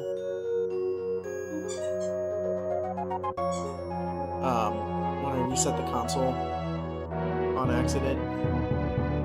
And so I wanted my next PB to not do that. And I died at grapple escape like 2 or 3 times. And like I messed up the early screw attack like 2 or 3 times. And so like I lost like 11 minutes. So I was really upset at the end when I was like 2 minutes ahead. Because I was like, well, here's 2 minutes due to like routing stuff or moving faster, and I lost like 11 minutes to just being stupid. Like I want to get it all at once, you know? I want to get the PB that says 13 minutes and 11 minutes due to not being, you know, to not resetting on accident, and 2 minutes to I did stuff faster, you know? And what happened was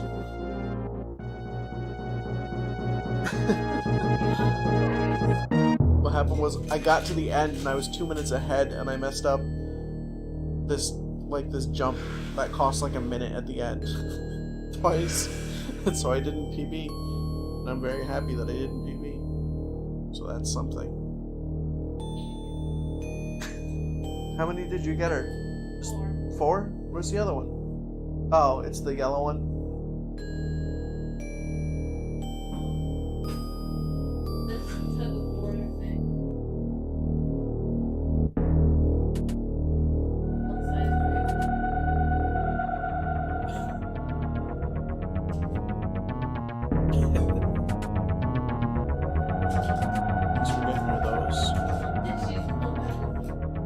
I looked at the ones at Walmart like twice, and like they were all just garbage.